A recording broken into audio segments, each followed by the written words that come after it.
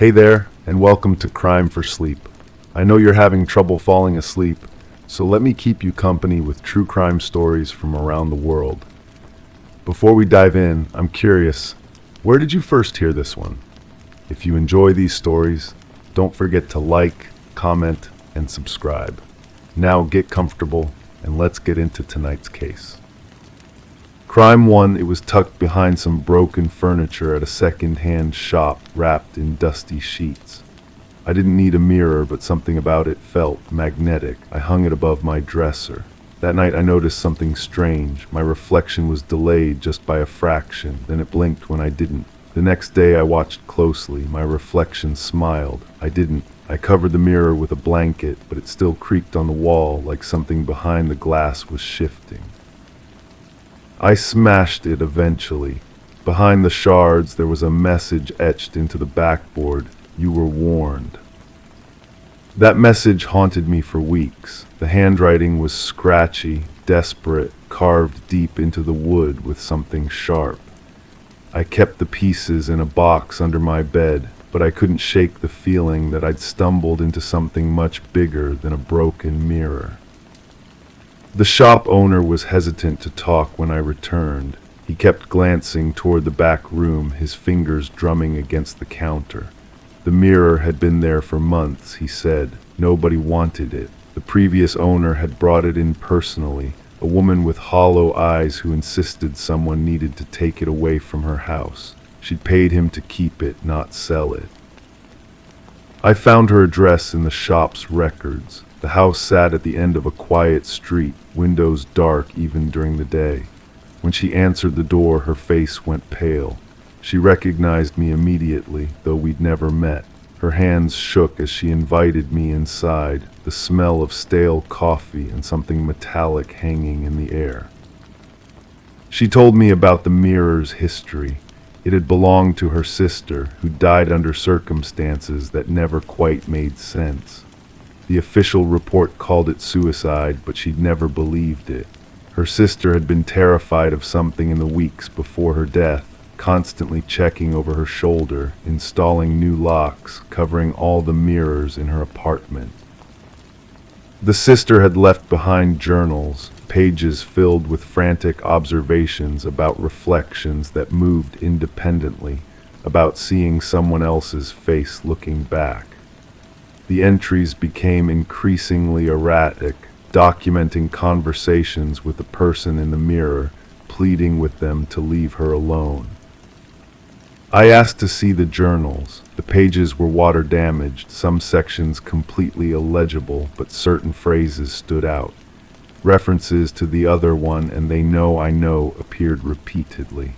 The final entry was different, calmer, as if she'd reached some kind of resolution. It simply read, "The mirror never lies, it shows what's really there." The detective who'd worked the case was retired now, living in a small apartment across town. He remembered the case well, too well. It had bothered him for years, he said. The evidence hadn't added up. The sister had been found with defensive wounds, but there was no sign of struggle, no evidence of an intruder. The apartment had been locked from the inside, but the mirror in her bedroom was shattered, and blood was found on the largest shard. He'd interviewed neighbors, friends, co-workers. Everyone described the same pattern. In the weeks before her death, she'd become increasingly paranoid, claiming someone was watching her, following her. But security cameras showed nothing. Her phone records revealed calls to numbers that didn't exist. The case had been closed as a suicide, but he'd never been satisfied with that conclusion. I spent days going through the files he'd kept. Crime scene photos showed the broken mirror, but something about them felt wrong. The reflection visible in the intact pieces didn't match the position of the body. The angle was all wrong, as if the mirror had been showing something else entirely. The sister's co-workers painted a picture of someone slowly unraveling. She'd started working late, claiming she couldn't go home, that someone was waiting for her there. She'd installed cameras in her apartment, but the footage showed nothing unusual. Just her moving through the rooms, occasionally stopping to stare at covered mirrors, sometimes having one-sided conversations with reflections that weren't there. I visited the apartment building. The landlord still remembered her, remembered the complaints from other tenants about strange noises coming from her unit. Scratching sounds from inside the walls, voices when she was supposed to be alone. The apartment had been vacant since her death. Previous tenants never stayed long, always complaining about the same things, reflections that didn't match their movements, the feeling of being watched. The current tenant, a young man who'd moved in recently, was eager to talk. He'd been experiencing the same phenomena the sister had described. Mirrors that showed different rooms, reflections that moved independently, the constant sensation of being observed. He'd started covering all the reflective surfaces, but it hadn't helped. He could still feel eyes on him, still hear whispers coming from behind the glass. I brought him to see the broken mirror pieces. When he looked at them, his face went white. He pointed to one of the larger shards, claiming he could see someone in it, someone who wasn't in the room with us. I looked but saw only our own reflections, distorted and fragmented. The investigation led me to other similar cases. People who'd owned mirrors with unexplained properties, deaths that couldn't be fully explained, reports of reflections that didn't match reality. The pattern was always the same: escalating paranoia, claims of being watched, and eventually tragedy. I realized I'd been looking at this wrong. The mirror wasn't haunted or possessed, it was evidence. Evidence of something much more disturbing, much more human. Someone had been watching these people, stalking them, driving them to the edge of sanity. But how and why?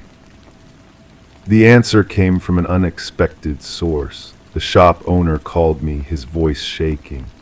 He'd found something in the back room, hidden behind other mirrors. A collection of photographs, all taken from impossible angles, showing people in their homes, unaware they were being watched. The sister was in many of them, captured in private moments, her fear growing visible over time. But the most disturbing discovery was yet to come. Among the photographs was a business card for a private investigation firm specializing in surveillance. The same firm that had been hired by the sister's ex-husband months before her death. The same ex-husband who'd been ruled out as a suspect because he had an alibi. I contacted the firm. They were evasive, claiming client confidentiality, but I could hear the nervousness in their voices. They'd been hired to watch the sister, to document her daily activities, to gather evidence for a custody battle that had never materialized. But somewhere along the way, the surveillance had become something else entirely. The truth was simpler and more terrifying than any supernatural explanation. The mirrors were just mirrors, but they'd been modified, fitted with tiny cameras, connected to a network that allowed someone to watch from anywhere. The reflections that didn't match reality were actually live feeds from other cameras, other victims, other people being watched without their knowledge. The sister had figured it out somehow. She discovered the cameras, realized she was being watched, and had tried to destroy the evidence. But they'd been one step ahead of her, using her own paranoia against her, driving her to the breaking point. I gathered all the evidence I could find and took it to the police. But by then the surveillance company had disappeared, their offices empty, their records destroyed. The ex-husband had moved away, leaving no forwarding address.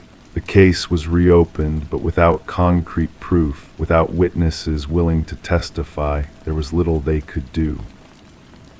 The mirror sits in evidence storage now, its secrets locked away. But I know there are others out there, other mirrors, other cameras, other people being watched. The technology has only gotten smaller, more sophisticated, harder to detect. Sometimes I catch myself staring at my reflection, wondering if someone else is looking back. The mirror never lies, the sister had written. It shows what's really there. But what if what's really there is something we were never meant to see? I still have nightmares about that message carved into the backboard. You were warned. But warned about what? The surveillance, the watchers, or something else entirely? The case remains unsolved, filed away with dozens of others just like it. People driven to madness by invisible watchers, by the constant feeling of being observed, by reflections that revealed more than they should. The technology exists, the methods are available, but proving it, stopping it, protecting the next victim, that's another matter entirely. I've learned to live with the uncertainty, with the knowledge that somewhere out there, someone might be watching, waiting, using our own paranoia against us. The mirror was just the beginning, a window into a world where privacy is an illusion and every reflection might be hiding something darker than we can imagine. The truth is out there, fragmented like pieces of broken glass, each shard reflecting a different angle of the same horrifying reality. But some truths are too dangerous to pursue, too costly to uncover. Sometimes the only victory is walking away, leaving the mystery unsolved, the watchers unwatched. But I can't forget that final journal entry, that moment of clarity before the end. The mirror never lies. It shows what's really there. What if what's really there is exactly what we're afraid to see? Crime 2, I didn't even know I had a crawl space until the floorboards in the hallway bowed slightly. I pulled them up and found a small hatch. Inside was a single wooden chair, old, splintered, and pointed directly at the wall. The walls were covered in writing, not scribbles, sentences, full conversations, one-sided. It looked like someone had spent years down there, talking to the wall. I left it untouched. But now, when the house settles, I hear the chair creak.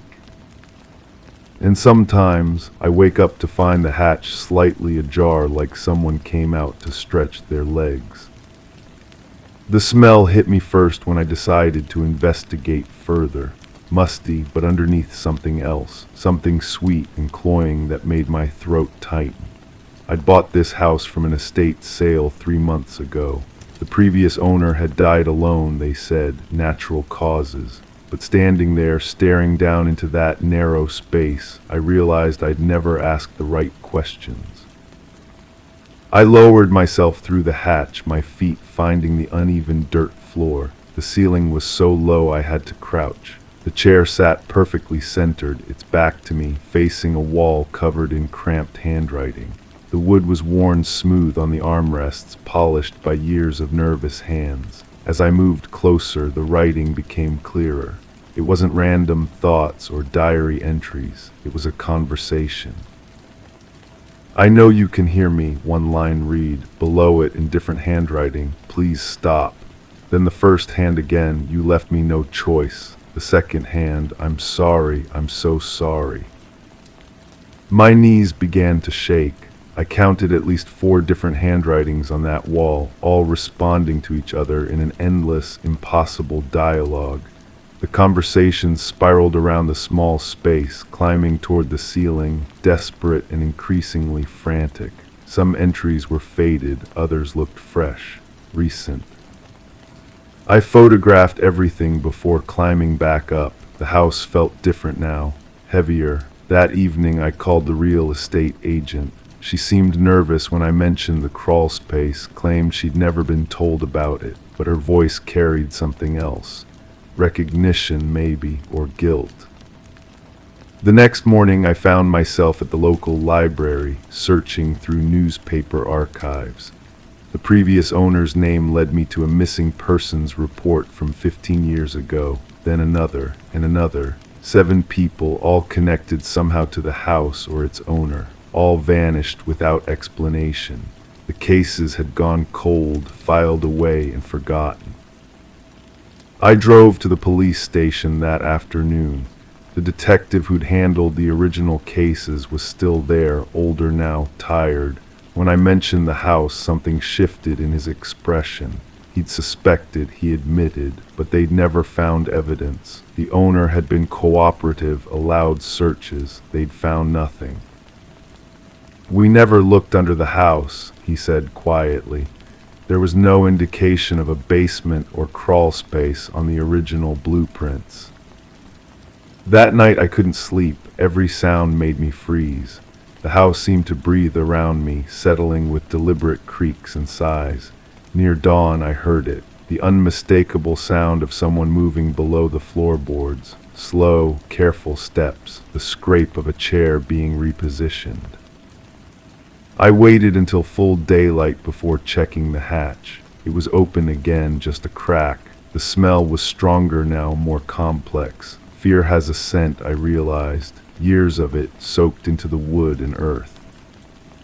Returning to the police station, I brought my photographs. The detective studied them with growing horror. The handwriting analysis would take weeks, but he recognized patterns immediately. Pleas for help, apologies, confessions. And underneath it all, a single voice responding to them all, guiding the conversations, extracting secrets. The previous owner had been a therapist, I learned, specialized in helping people work through trauma. His patients had trusted him. Some had been vulnerable, isolated, perfect targets for someone who understood how to exploit psychological weaknesses. But the detective's next words chilled me. He died in that house, alone. We found his body in the living room. Heart attack, the coroner said, but if what you're showing me is real, if he kept people down there. He paused, studying the photographs again. Some of this writing looks recent, very recent. I left the station with more questions than answers. The house waited for me, innocent in the afternoon light, but I knew what lay beneath now. I knew that chair had been more than furniture. It had been a judgment seat, a confessional, a place where secrets were extracted and stored in the darkness. That evening I sat in my kitchen trying to process what I'd learned. The victims, if that's what they were, had disappeared over 15 years. The owner had died 3 months ago. So who had been writing on those walls recently? Who had been moving that chair? The answer came to me slowly, like a photograph developing in chemicals. The estate sale.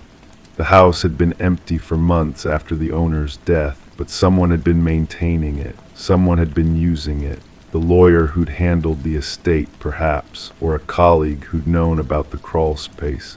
Someone who'd inherited more than property. I picked up my phone to call the detective, but stopped. In the growing darkness outside, I could see a figure standing at the edge of my yard, watching, waiting. They'd been there before, I realized. I'd seen them but dismissed it as a neighbor or passerby. But now I understood. The house had been sold for a reason. Not because the owner had died, but because someone needed a new guardian for the secrets below. Someone who would protect what lay hidden in the crawl space. Someone who would keep the conversations going. The figure outside moved closer to the house. I could see them clearly now in the porch light. They were holding keys, my keys, the ones I'd reported lost last week. I backed away from the window, my heart hammering. The truth was simpler and more terrifying than I'd imagined. The house hadn't been sold to get rid of the evidence. It had been sold to find a new participant. Someone isolated, curious, drawn to mysteries. Someone who would discover the crawl space and become fascinated by its secrets. Someone who would eventually take their place in that chair. The front door opened quietly. Footsteps moved through the house with confident familiarity. I heard the hatch being opened below, the scrape of the chair against the dirt floor. Then silence. I realized I was holding my breath, waiting. The house had been teaching me, preparing me. Every creak, every open hatch, every smell and sound had been part of a careful education. I'd been learning the rhythms of the place, accepting its needs. Now finally I understood my role. The photographs, the police visits, the research, it had all been theater, performance. The real purpose was simpler. The conversations in the crawl space needed to continue. The secrets needed a keeper. And I was ready to listen. Crime 3, there was no heat source down there, no vents, no pipes, but every time I went into the basement, the cement floor felt warm, like something pulsed beneath it. I thought it was geothermal, maybe pipes I didn't know about, until I noticed my cat refusing to step on the floor. She'd hiss back up, stare at the concrete. Then came the buzzing, low, rhythmic, like breathing. I put my ear to the ground once. I heard humming, and a voice I didn't recognize whispering from below. I moved out, but I dream of that warmth wrapping around my ankles, pulling me under. The house had been mine for 3 months when I first noticed the temperature difference. I'd inherited it from my uncle, a man I barely knew who'd lived alone for decades. The basement was his workshop, filled with half-finished projects and tools I couldn't identify. When I pressed my bare feet against the concrete, expecting the usual cold shock, I felt something entirely different. Heat. Not surface warmth, but something deeper, radiating upward through the cement like a slow heartbeat. I ran my palm across the floor in different spots. The warmth was concentrated in one area, roughly 6 feet long and 3 feet wide, a perfect rectangle of heat in an otherwise cold room. I checked the house's blueprints, searched for radiant heating systems, called the previous contractor who'd worked on the foundation. Nothing. No explanation for why this particular section of floor felt like it was alive.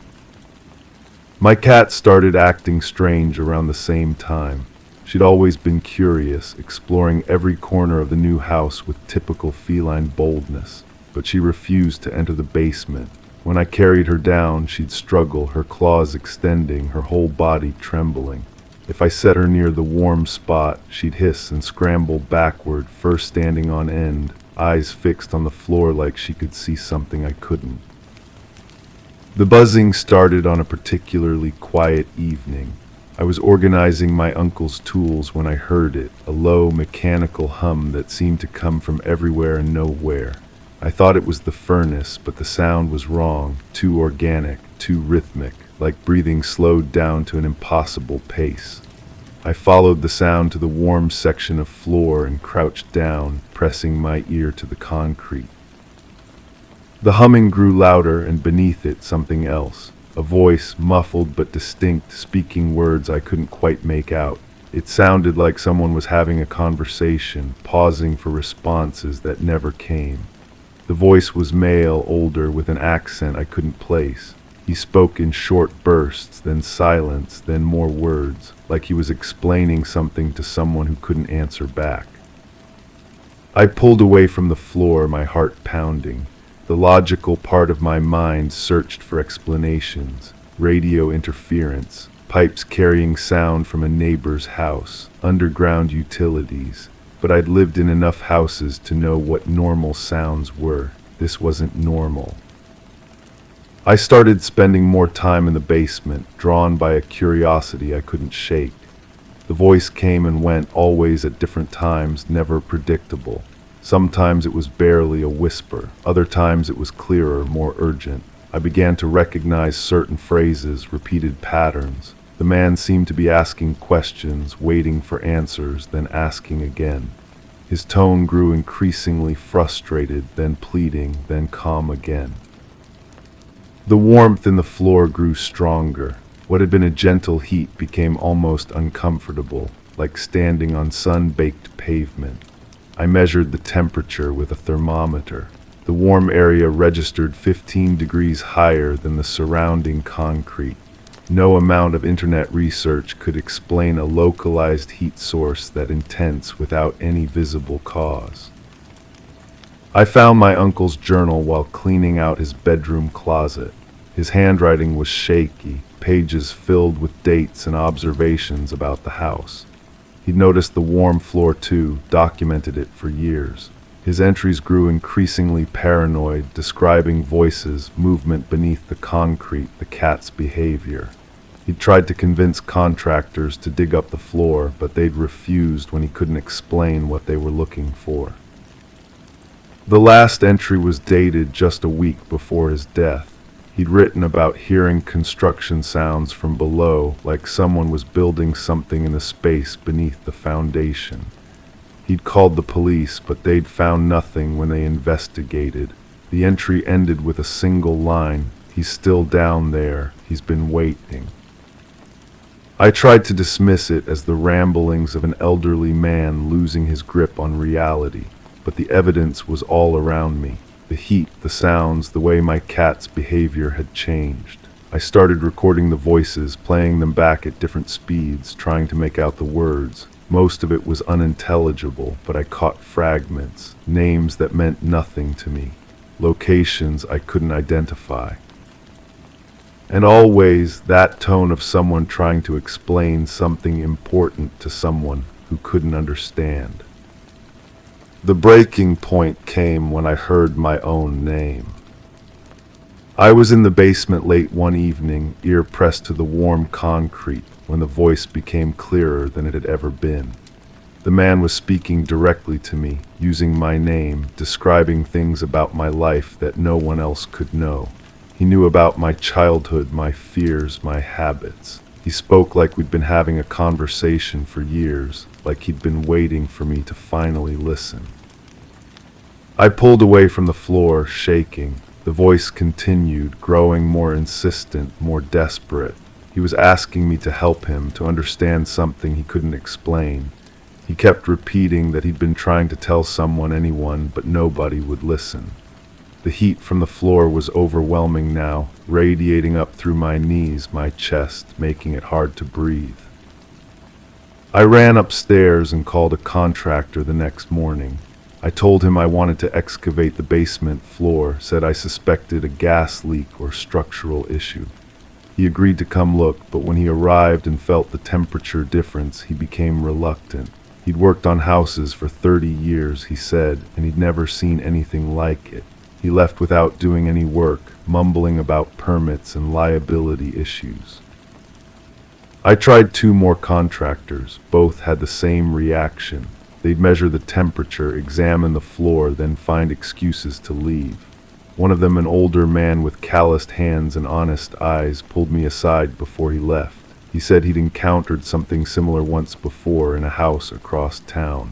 The family had insisted on digging up the basement floor despite his warnings. They'd found something that made them move out immediately. He wouldn't tell me what it was, only that some things were better left buried. The dreams started after that conversation. I'd find myself back in the basement, but it was different. The warm spot in the floor had become an opening, a perfect rectangular hole that descended into darkness. I could hear the voice clearly now, calling my name, asking me to come down. In the dreams, I always went. I'd lower myself into the hole, feeling the warmth embrace me like water, and find myself in a room that shouldn't exist beneath my foundation. The room was furnished, lived in, with personal belongings that looked decades old. Photos of people I didn't recognize, books with pages yellow from age, a bed with blankets that still held the impression of someone who'd been lying there. The man who'd been speaking to me was there too, but he looked wrong. Too pale, too still, like he'd been waiting in that room for a very long time. He'd tried to explain why he was there, what had happened to him, but his words became jumbled, overlapping with themselves until they were just noise. He'd reach for me with hands that felt both warm and cold, and I'd wake up gasping, my feet burning like I'd been standing on hot coals. I stopped going into the basement after the dreams became a nightly occurrence. I sealed the door with duct tape, turned up the heat in the rest of the house, tried to pretend the room didn't exist.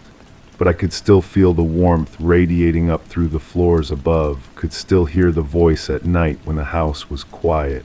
It was getting stronger, more insistent, like whatever was down there was running out of patience.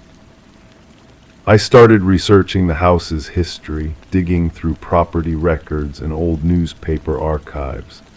The house had been built in the 60s, had changed hands several times before my uncle bought it, but there were gaps in the records, periods where the house had sat empty for months or years at a time.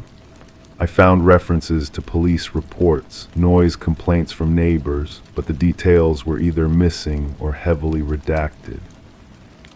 One record stood out, a missing person report from the 70s, a man who'd been doing construction work in the neighborhood. He disappeared without a trace, left behind a family and a half-finished basement renovation project. The description of the man matched the voice I'd been hearing, the accent, the way he spoke. But the report was decades old, and the man would be long dead by now. I'm writing this from a hotel room across town. I left the house 3 days ago, taking only what I could carry. I left the basement door sealed, left the key with a neighbor, told everyone I was moving for work. But I can still feel the warmth in my dreams, still hear the voice calling my name. Sometimes I wake up and my feet are dirty, like I've been walking on concrete, even though I haven't left the hotel room. I know I should call the police, should tell someone what I found, but what would I tell them? That I heard voices from beneath my basement floor, that my dead uncle's journal described the same experiences I was having, that I dreamed of a room that couldn't exist. They'd think I was losing my mind the same way I thought my uncle was losing his. The truth is, I don't know what I found in that house. I don't know if the voice belonged to the missing construction worker, or to my uncle, or to someone else entirely. I don't know if the warmth came from something buried beneath the foundation, or from something that was never really there at all. All I know is that someone was trying to tell me something, and I wasn't brave enough to listen. The house is still there, still waiting. The warm spot in the basement floor is still pulsing with heat that has no source. And somewhere beneath the concrete, someone is still trying to explain something that nobody wants to understand. Maybe the next owner will be braver than I was. Maybe they'll dig up the floor and find the answers I was too afraid to seek. Or maybe they'll do what I did. Maybe they'll seal the door, leave the key with a neighbor, and spend their nights dreaming of warmth that pulls them under, of voices that know their name, of rooms that exist in the space between what's real and what's buried beneath the surface of things we're not meant to disturb. Crime 4, when I signed the lease, I was told the property had been empty for years. But on the first night, I found dishes in the sink, fresh ones, a towel still damp in the bathroom. I thought maybe a squatter had been living there. I checked every closet, every room, nothing. I even changed the locks. But the next day, there were wet footprints from the front door to the bedroom. My food disappeared. My laundry was folded. It wasn't a squatter. It was someone who believed it was still their home and didn't understand why I was in it. The real estate agent had handed me the keys with a practiced smile, mentioning something about the previous tenant moving out suddenly. Family emergency, she said. Her fingers drummed against the steering wheel as she spoke, eyes fixed on the rearview mirror instead of meeting mine. I should have paid attention to that nervous energy, the way she rushed through the paperwork and declined my offer to walk through the property together. The house felt lived in despite its supposed vacancy, not just clean but maintained. The refrigerator hummed with the steady rhythm of recent use. Plants in the windowsill showed no signs of neglect, their soil still moist. When I opened the medicine cabinet, I found a prescription bottle with pills still inside. The label had been scratched off, but the pharmacy sticker remained partially visible. I called the landlord. A gruff voice answered, seeming annoyed by my questions about the previous tenant. He insisted the place had been empty, that maybe the cleaning crew had left some items behind. But cleaning crews don't leave personal medications or half-used shampoo bottles. They don't arrange books on nightstands or leave reading glasses folded neatly on kitchen counters. The first week passed in a haze of small discoveries. Mail still arrived addressed to someone else. I collected the envelopes, studying the return addresses. medical bills, insurance statements, a notice from a therapy clinic about missed appointments. Each piece of mail painted a picture of someone who had simply vanished from their routine without warning. I began checking the rooms obsessively. The basement had a musty smell that seemed to intensify after dark. Down there I found boxes of photographs, thousands of them, documenting what appeared to be years of someone's life. Family gatherings, vacations, everyday moments. But in every single photo, one person's face had been carefully cut out, leaving behind precise rectangular holes. The photographs disturbed me more than the mysterious housekeeping. Someone had taken great care to remove themselves from their own memories, or perhaps someone else had done it for them. I held image after image up to the light, trying to understand the methodical nature of the destruction. Each cut was clean, deliberate. This wasn't the work of anger or haste. I started leaving notes around the house, simple messages asking whoever was there to contact me to explain what was happening. The notes disappeared within hours, but no response ever came. Instead, I found small gifts left in their place.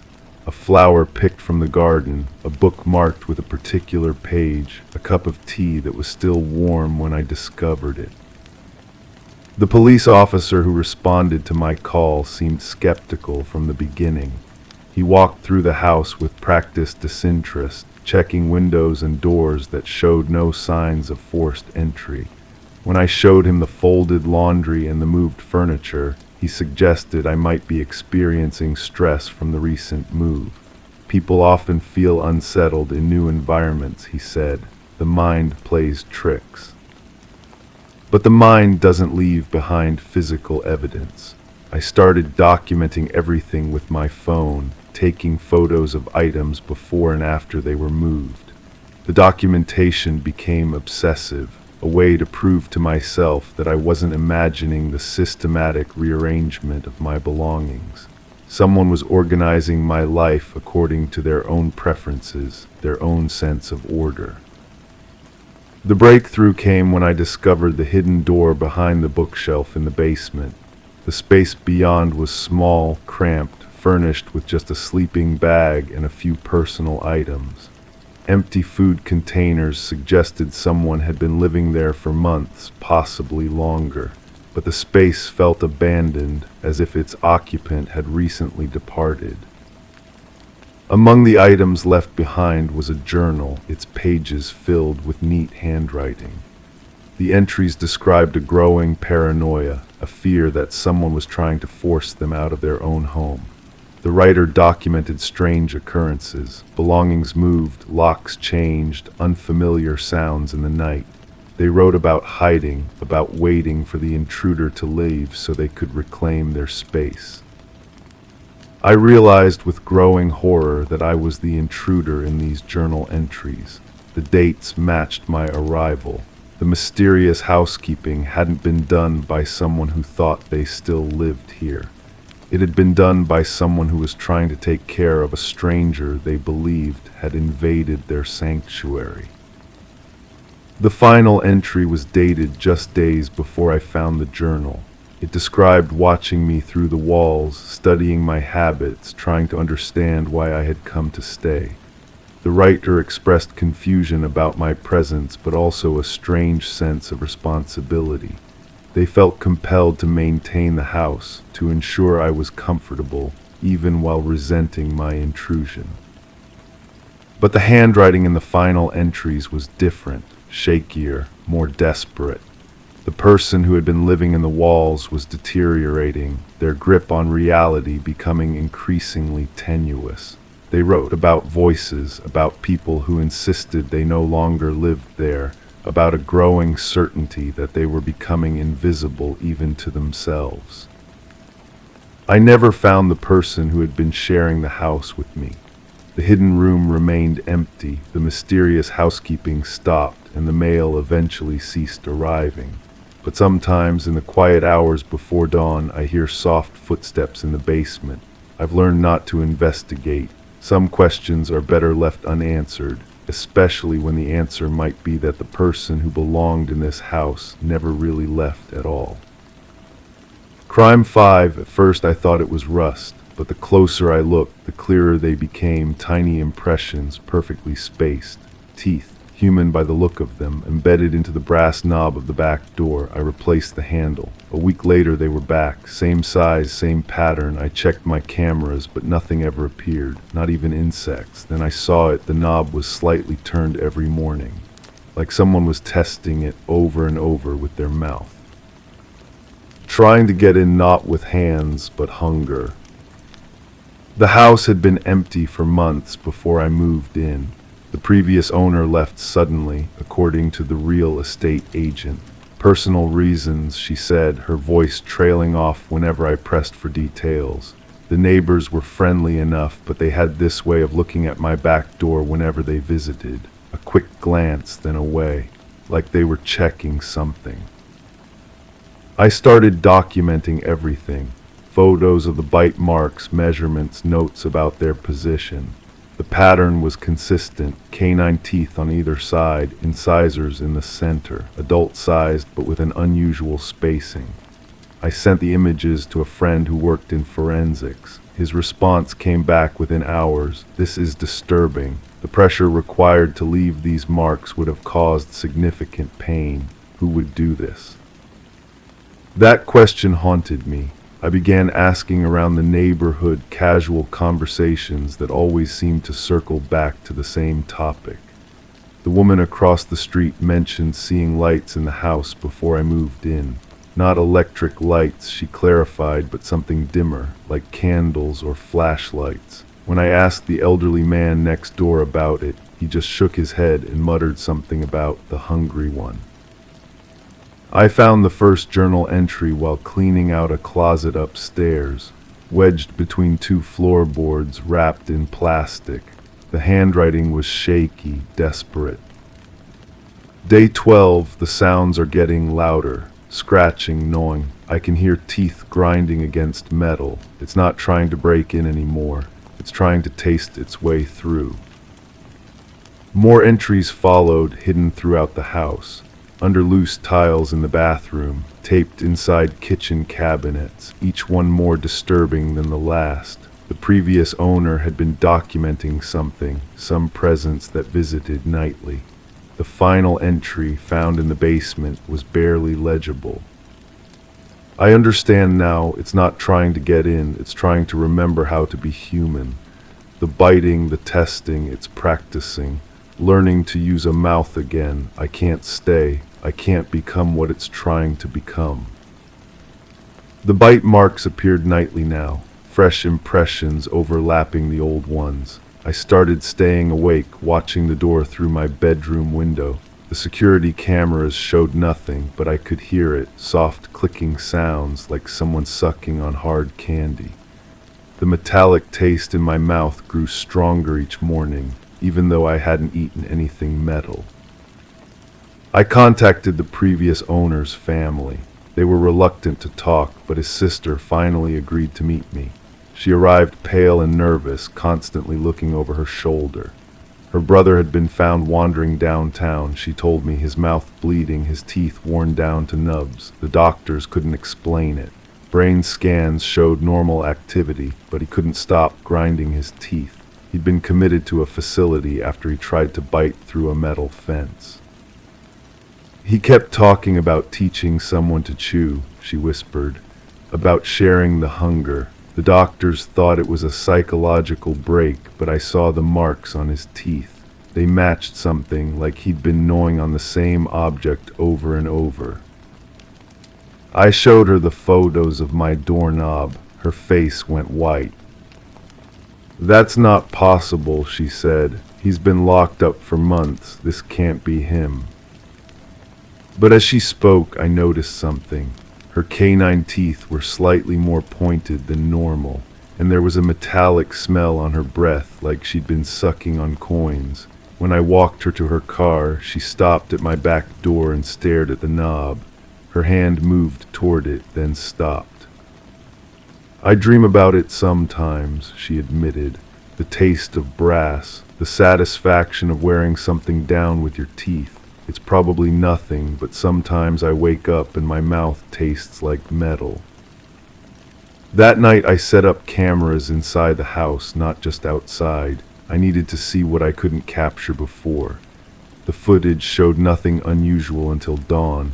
Then in the kitchen I saw movement, a shadow that didn't match any furniture.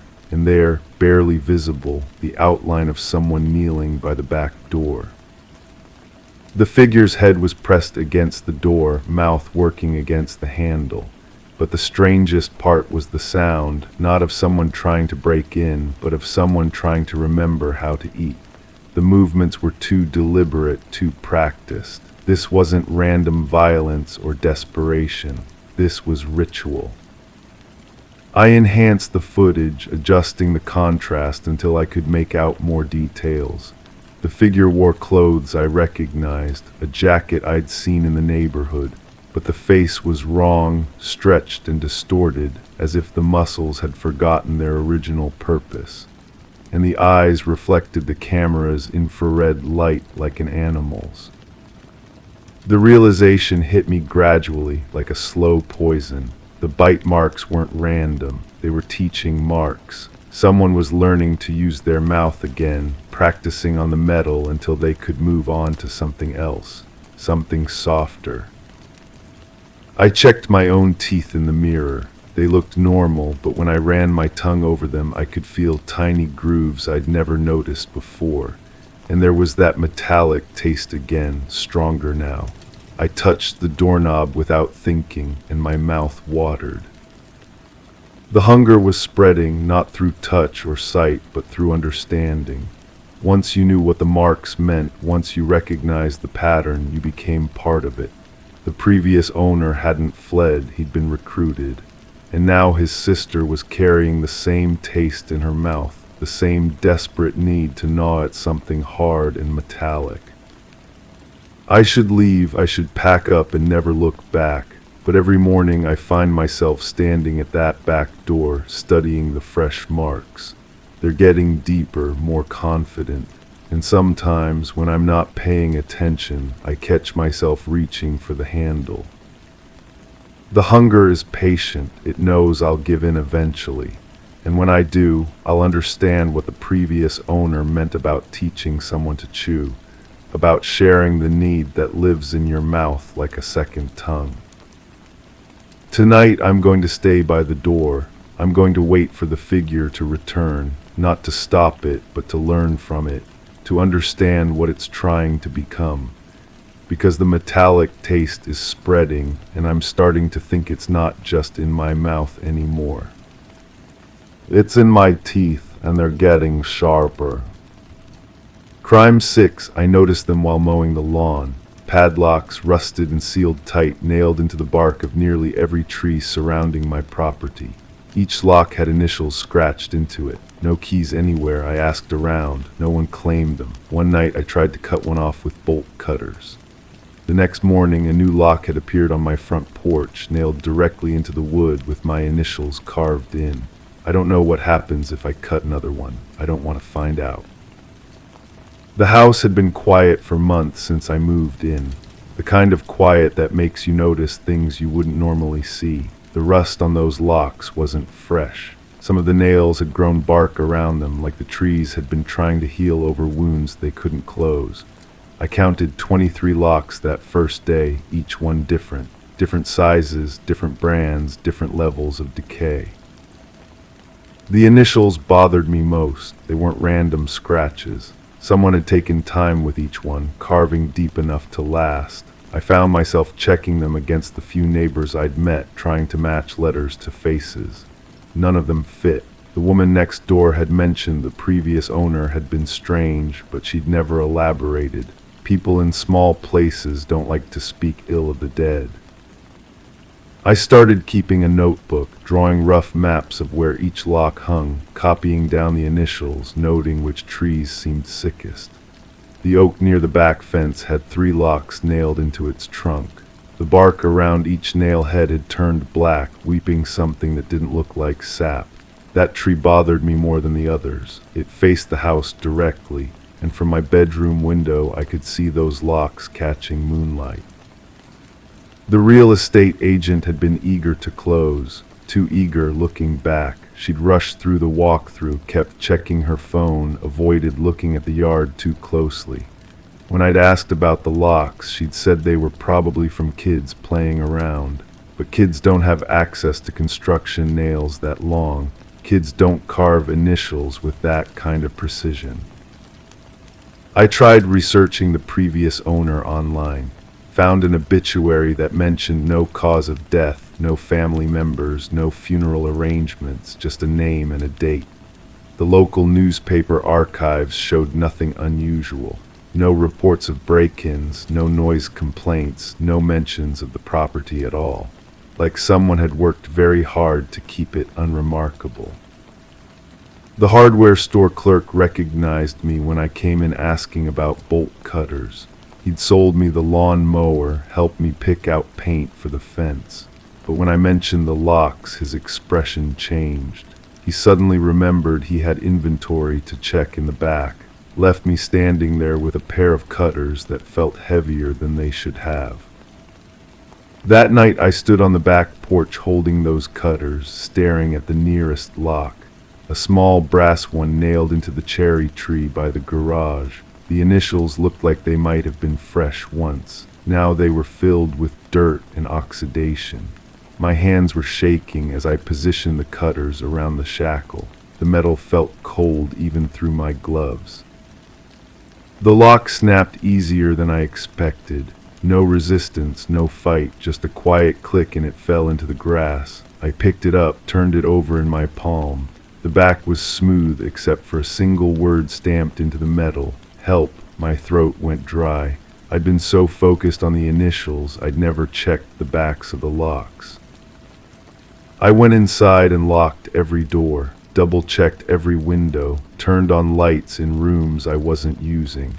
Sleep came in fragments, interrupted by sounds that might have been branches scraping against the house, or might have been something else entirely.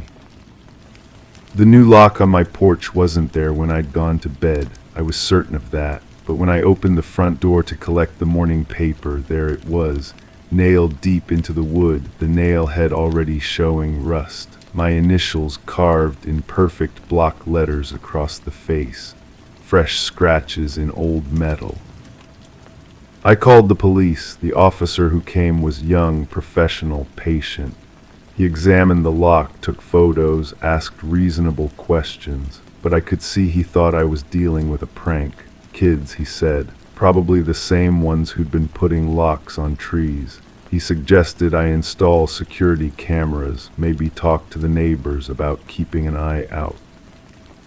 After he left, I walked the property again, counted the locks, 22 now. The cherry tree stood bare, its wounds still weeping, but something else had changed. The locks looked different, cleaner, like someone had been polishing them while I slept. I spent the afternoon at the library, searching through old newspapers on microfilm, looking for anything about the previous owner, about the house, about locks.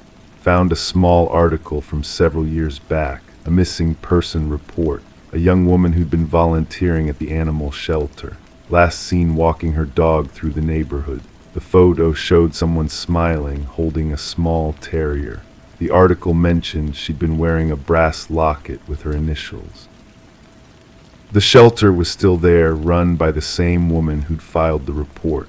She remembered the volunteer, remembered the dog, said they'd found the terrier wandering alone 2 days after the woman disappeared. No collar, no identification, just a small terrier who wouldn't stop howling. They'd kept the dog for months, hoping someone would claim it. No one ever did.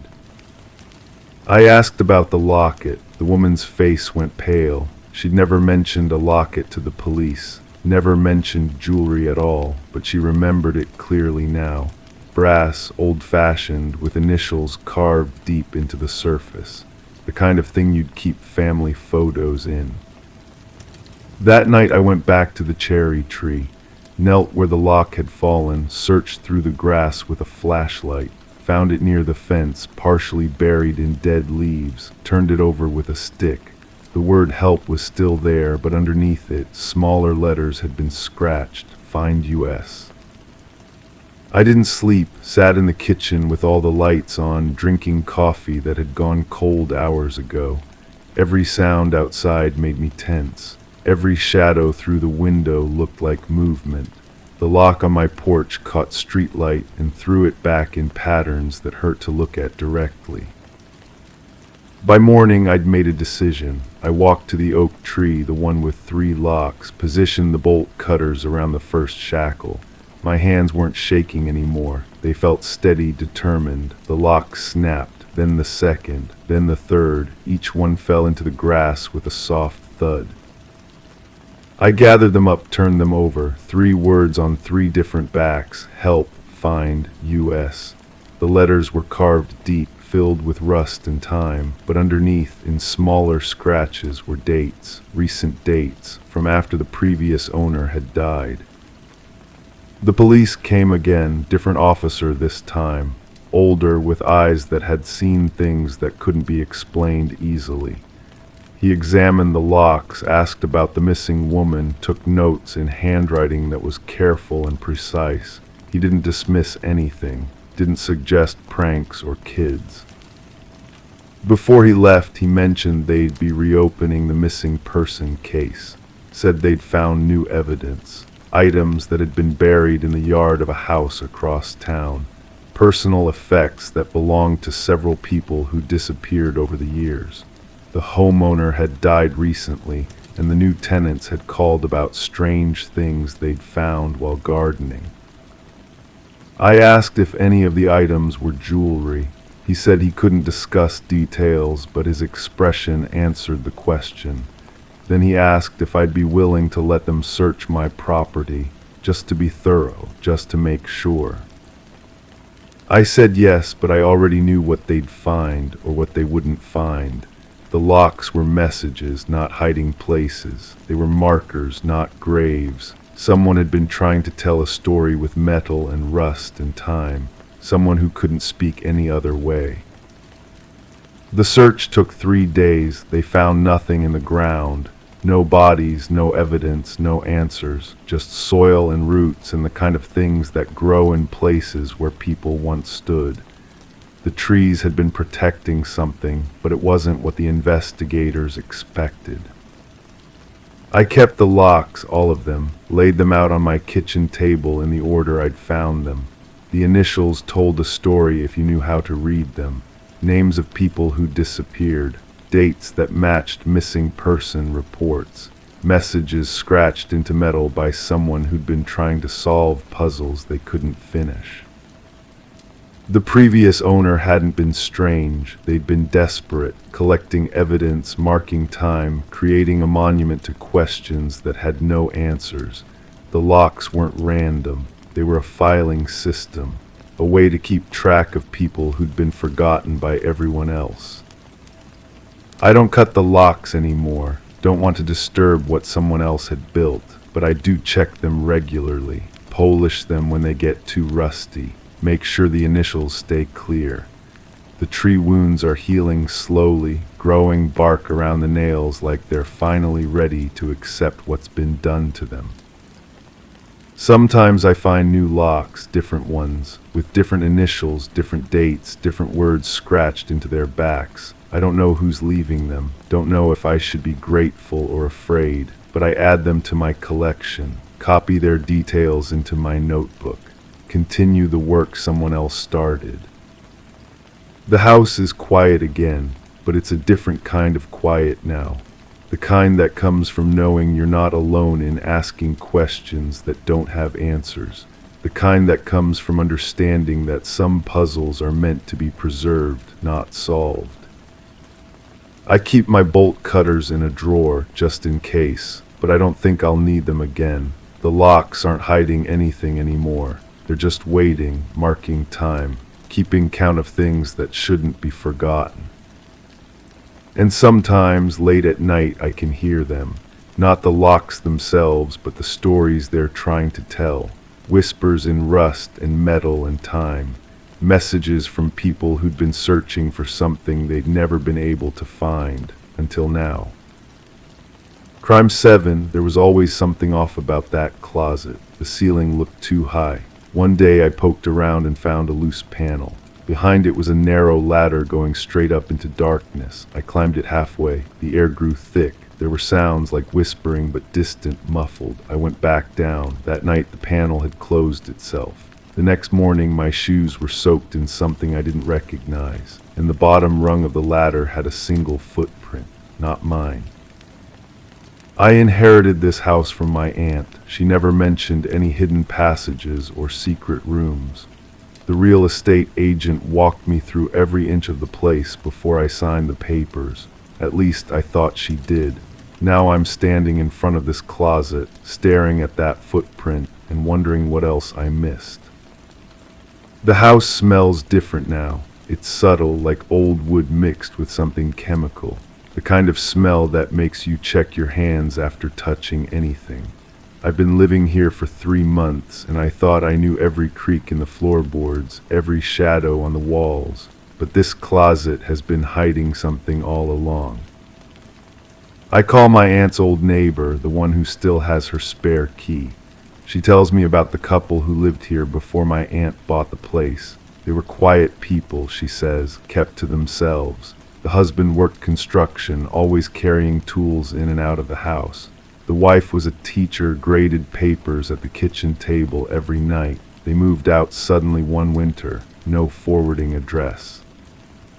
The neighbor's voice gets quieter when she tells me about the sounds. Late at night, she would hear footsteps above my aunt's bedroom. My aunt always insisted she lived alone, never had guests, but those footsteps were too heavy, too regular to be settling wood. The neighbor asked about it once. My aunt just smiled and said old houses make strange noises.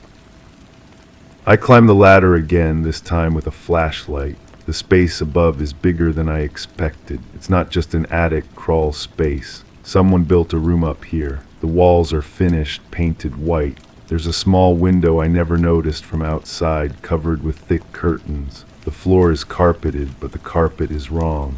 Too new, too clean for a hidden room in an old house.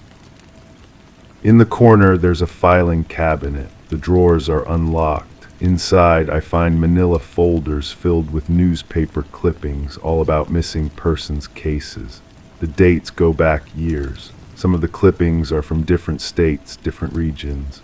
But they all have one thing in common: people who disappeared without a trace, leaving behind families who never stopped looking. One folder is thicker than the others. It's labeled with just a date from 2 years ago. Inside are photographs of a woman I don't recognize. She's young, maybe in her 20s, with dark hair and kind eyes. The photos look candid, like someone took them without her knowing. At the grocery store, walking to her car, sitting on a park bench. At the bottom of the folder, there's a driver's license photocopy. The address is only a few blocks from here. My hands are shaking as I flip through the rest of the folder. There are handwritten notes in careful cursive, documenting her daily routines. What time she leaves for work, which route she takes home, where she shops for groceries. The notes are detailed, obsessive. The handwriting is precise, almost mechanical. At the end, there's a single sheet of paper with just one line. She would fit perfectly in the space below. I climb down the ladder faster than I should. My knees hit the closet floor hard, and I taste copper in my mouth. The shoes I found this morning, the ones soaked in something I couldn't identify, are still sitting by the front door. Under better light, I can see what I missed before. The stains aren't water. They're rust-colored with that metallic smell that makes your stomach turn. The police report is 3 pages long. I find it at the library, buried in microfiche files from 2 years ago. The woman from the photographs was reported missing by her sister. She was last seen leaving her apartment on a Tuesday morning. Her car was found in a parking lot downtown, keys still in the ignition. The investigation went cold after 6 months. No suspects, no leads, no evidence of foul play. But there's something else in the police report that catches my attention. The investigating officer noted that the woman's apartment had been cleaned recently. Not just tidy, but scrubbed. The floors, the walls, even the inside of the refrigerator, like someone had tried to erase every trace of her existence. The officer found it odd enough to mention in the report, but not suspicious enough to investigate further. I drive past her old apartment building. It's been renovated since then, turned into luxury condos. But I sit in my car and try to picture her walking to the parking garage, unaware that someone was watching. The construction worker who lived in my house before my aunt bought it. The man who knew how to build hidden rooms and install ladders that disappear into darkness. Back home, I search the house more carefully. In the basement, I find fresh concrete in one corner. The rest of the floor is old, stained with years of moisture and use. But this patch is different, newer, about the size of a person if they were lying down. The smell down here is stronger, that chemical odor mixed with something else, something organic and wrong. I call the police, but what do I tell them? That I found a hidden room with newspaper clippings, that my shoes got wet with something that might be old blood, that there's a section of basement floor that looks too new. The officer on the phone listens politely, but I can hear the skepticism in her voice. She says they'll send someone out to take a look, but it might take a few days. That night I don't sleep. I keep thinking about the footprint on the ladder, the one that wasn't mine. It was smaller than mine, narrower, like it belonged to someone who climbed that ladder in bare feet, or maybe just socks. Someone who knew about the hidden room, who had been using it recently. The panel had closed itself, but panels don't close themselves. Someone else had been in my house. I check the locks on every door, every window. Everything is secure, but that doesn't stop the feeling that I'm not alone. The house feels different now, like it's holding its breath. Every sound makes me freeze. The refrigerator humming, the pipes settling, the wind against the windows. Normal sounds that feel threatening now. The next morning I find something new. A single earring on the kitchen counter, small, silver, with a tiny blue stone. It wasn't there when I went to bed, I'm sure of it. I've been checking everything obsessively, looking for signs that someone else is here. The earring is delicate, feminine. The kind of thing someone might lose if they were struggling, if they were being moved against their will. I compare it to the photos from the folder upstairs. In one of the pictures, the missing woman is wearing earrings that could be a match. The image is too blurry to be certain, but the size and shape look right. I put the earring in a plastic bag, the way I've seen on detective shows. Evidence, maybe, or just another piece of this puzzle that doesn't make sense. The police officer finally comes to the house. She's younger than I expected, professional but not dismissive. She climbs the ladder to the hidden room, takes pictures of the filing cabinet, the newspaper clippings, the photographs. She examines the basement floor, the fresh concrete, the stained shoes. She asks good questions, takes careful notes, but when she leaves, she doesn't take anything with her. Not the earring, not the photos, not even the shoes. She calls me 2 days later. The woman in the photographs is still listed as missing, but the case is cold. The newspaper clippings don't prove anything illegal. The hidden room is unusual, but not evidence of a crime. The concrete in the basement is suspicious, but not enough for a warrant to break it up. The earring could belong to anyone. Without more evidence, there's nothing they can do. I'm left with questions that don't have answers. The construction worker who lived here before my aunt, where did he go? The woman in the photographs, what really happened to her? The footprint on the ladder, who made it? My aunt, who lived here for years after the couple moved out, what did she know? The worst part is the doubt. Maybe I'm seeing connections that aren't there. Maybe the hidden room was just a storage space, the newspaper clippings a hobby, the photographs a coincidence. Maybe the concrete in the basement is just a repair job, the earring something I dropped and forgot about. Maybe the footprint on the ladder is older than I thought, left by someone who lived here years ago. But maybe not. Maybe the truth is simpler and more horrible than I want to believe. Maybe the woman in the photographs never left this house. Maybe she's still here in the space below, in the fresh concrete that smells like chemicals and regret. Maybe my aunt knew and kept the secret until she died. Maybe the person who made that footprint is still out there, still watching, still waiting. I put the house up for sale last week. The realtor asks about the hidden room, whether I should disclose it to potential buyers. I tell her I'll think about it, but I know I won't. Some secrets are too dangerous to share, too heavy to carry. The next family who lives here will discover the closet that's too tall, the loose panel, the ladder that leads to darkness. They'll find the filing cabinet, the photographs, the earring I left on the kitchen counter. And maybe they'll be braver than I am. Maybe they'll break up that concrete floor, find the answers I was too afraid to look for. Or maybe they'll do what I did, pack their belongings, lock the door, and try to forget what they found in the space above and below. But forgetting is harder than I thought. The smell follows me to my new apartment. The sound of footsteps wakes me at night. And sometimes, when I'm not paying attention, I catch myself looking up at the ceiling, wondering if it's too high, wondering what might be hidden just out of sight.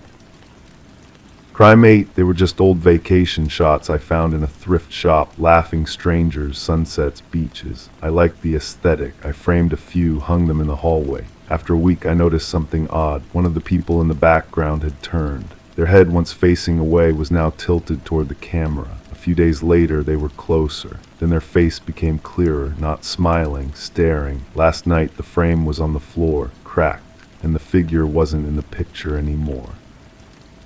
I work in digital restoration. I know photographs. I understand light, grain, composition. What I was seeing defied everything I'd learned about the medium. The glass hadn't been tampered with, no scratches, no signs of replacement.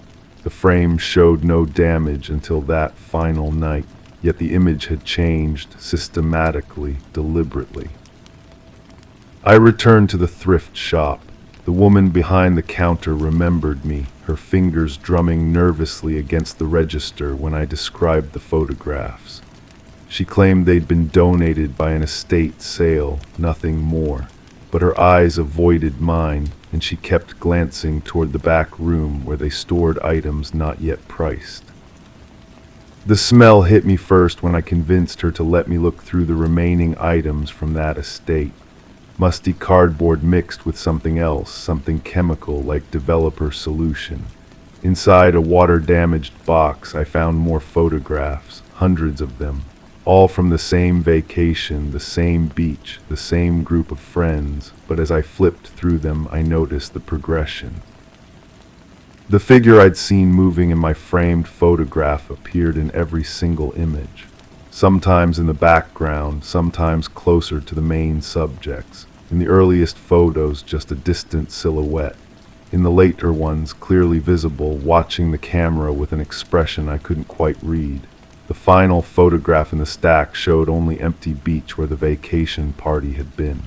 Just sand and that figure standing alone, staring directly at whoever held the camera. I spread the photographs across the shop counter. The woman's breathing had changed, shallow and quick. She told me about the previous owner, an elderly man who'd been a photographer his entire life. He brought the box in personally, insisting someone would understand what they meant. He'd mentioned a vacation that had gone wrong, friends who'd stopped speaking to him afterward. The police reports were public record. I found them using the date stamps visible in some of the photographs, a missing person case from decades ago, a young woman who disappeared during a group vacation, last seen on the beach. The investigation had focused on the friends she'd traveled with, but no charges were ever filed. Insufficient evidence. The case went cold. I studied the photographs again with this new knowledge. The figure wasn't just watching, it was following. Each image showed it closer to the group, closer to the main subjects who laughed and posed, oblivious to what lurked behind them. The photographer had captured something the others missed, or maybe he'd been the only one who'd seen it all along. The elderly man's obituary had run recently. Natural causes, the paper said, but the timeline troubled me. He died just days after donating the photographs. The timing felt too convenient, too clean. I wondered if he'd finally unburdened himself of something he'd carried for decades. I called the detective who'd originally worked the missing person case. He was retired now, living quietly, reluctant to discuss old cases. But when I mentioned the photographs, his tone shifted. He agreed to meet me at a coffee shop, bringing with him a file folder he'd kept long after officially closing the case. The folder contained witness statements, evidence logs, and something else, a single photograph that had never been released to the public. It showed the missing woman on the beach, taken just hours before she'd vanished. But it was what appeared in the background that made my hands shake as I held it. The same figure from my thrift shop photographs, standing in the distance, watching. The detective's voice carried weight when he explained his theory. The photographer had been there. He'd seen something, captured something, maybe even caused something. But without concrete evidence, without the photographs that had remained hidden in the man's collection for decades, there had been no case to pursue. Now I understood why the images had seemed to change in my hallway. My mind had been processing details my conscious awareness had missed. The figure had always been there, always watching, always moving closer. But seeing it isolated in frames, night after night, had forced me to confront what I'd been unconsciously avoiding. The detective kept the photographs. He said he'd look into reopening the case, though we both knew the key witness was beyond questioning now. The elderly photographer had taken his secrets with him, leaving behind only images that raised more questions than they answered. I returned home to find the hallway empty. The frames lay in pieces on the floor, glass scattered like broken promises. But I could still see that figure in my mind, still feel its presence watching from spaces between what was captured and what was hidden. The truth about what happened on that beach died with the photographer, but the photographs remain, silent witnesses to events that someone wanted forgotten. I've learned that some images carry more than light and shadow. They carry guilt, secrets, and the weight of choices that can't be undone. The missing woman's case file sits on my desk now, officially reopened but practically unsolvable. Her family deserves answers I can't provide. The photographs prove someone was watching, but not who or why. The figure in the background remains as mysterious as it was threatening. I've stopped visiting thrift shops. I've stopped buying old photographs. Because I've learned that some images aren't meant to be preserved, they're meant to be forgotten, buried with the people who created them and the secrets they contain. But forgetting isn't always possible. Sometimes the past finds ways to resurface, to remind us that truth and justice aren't always the same thing. The photographs changed after I framed them because I finally started seeing what had always been there. The question that haunts me now is whether seeing was enough, or if some truths demand more than mere observation. The figure from the beach is gone from the photographs now, but it lives in my memory, in the space between what I know and what I can prove. Justice remains as elusive as it was when the case first went cold, but at least now someone knows that the missing woman wasn't alone on that beach. Someone was watching. Someone was always watching. Crime 9, I noticed them while lying in bed, lines across the plaster above me, thin, jagged, in groups of 5. They matched the spacing of human fingers, mine to be exact. I tested it, perfect fit, but I never touched the ceiling, it's too high. The marks grew deeper over time, then I found dust under my fingernails in the morning, plaster dust. I started filming myself in my sleep. I haven't watched the footage yet. Something inside me already knows what I'll see. Or worse, what I won't. The apartment had been cheap, too cheap. The landlord handed me the keys with shaking hands and avoided eye contact. He muttered something about the previous tenant leaving suddenly. Personal emergency, he said. The words felt rehearsed, hollow. I signed the lease anyway. I needed a place, and questions seemed like luxuries I couldn't afford. Living alone makes you notice things. The creak of settling wood becomes a language. The hum of the refrigerator marks time, but some sounds don't belong. The scratching started 3 weeks after I moved in. Soft at first, like branches against glass, except there were no trees near my window. The sound came from above. I bought a stepladder, examined the ceiling closely. The scratches were deliberate, methodical, too precise to be accidental. I measured them against my hand again. The match was unsettling. My fingers, my spacing, my desperate clawing motion frozen in plaster. But I sleep on my back. I don't sleepwalk. I've never been the type to lose control. The building manager lived in the basement unit. A woman with tired eyes and cigarette-stained fingers. She knew about the previous tenant. Everyone did, apparently. He'd been quiet, she said, kept to himself. Then one morning the neighbors heard screaming. By the time they got the landlord to open the door, the apartment was empty. No signs of struggle, no blood, just scratches on the ceiling and a smell she couldn't describe. I asked about the smell. She lit another cigarette, her hands trembling slightly. Fear, she said. It smelled like fear, the kind that soaks into walls and never leaves. She'd had the place cleaned twice, repainted once. Nothing helped. Previous tenants before me never lasted more than a month. I was the first to make it past 2. The footage from my phone sat on my nightstand for days. 3 separate recordings, each several hours long. I'd positioned the camera to capture the bed and the ceiling above it.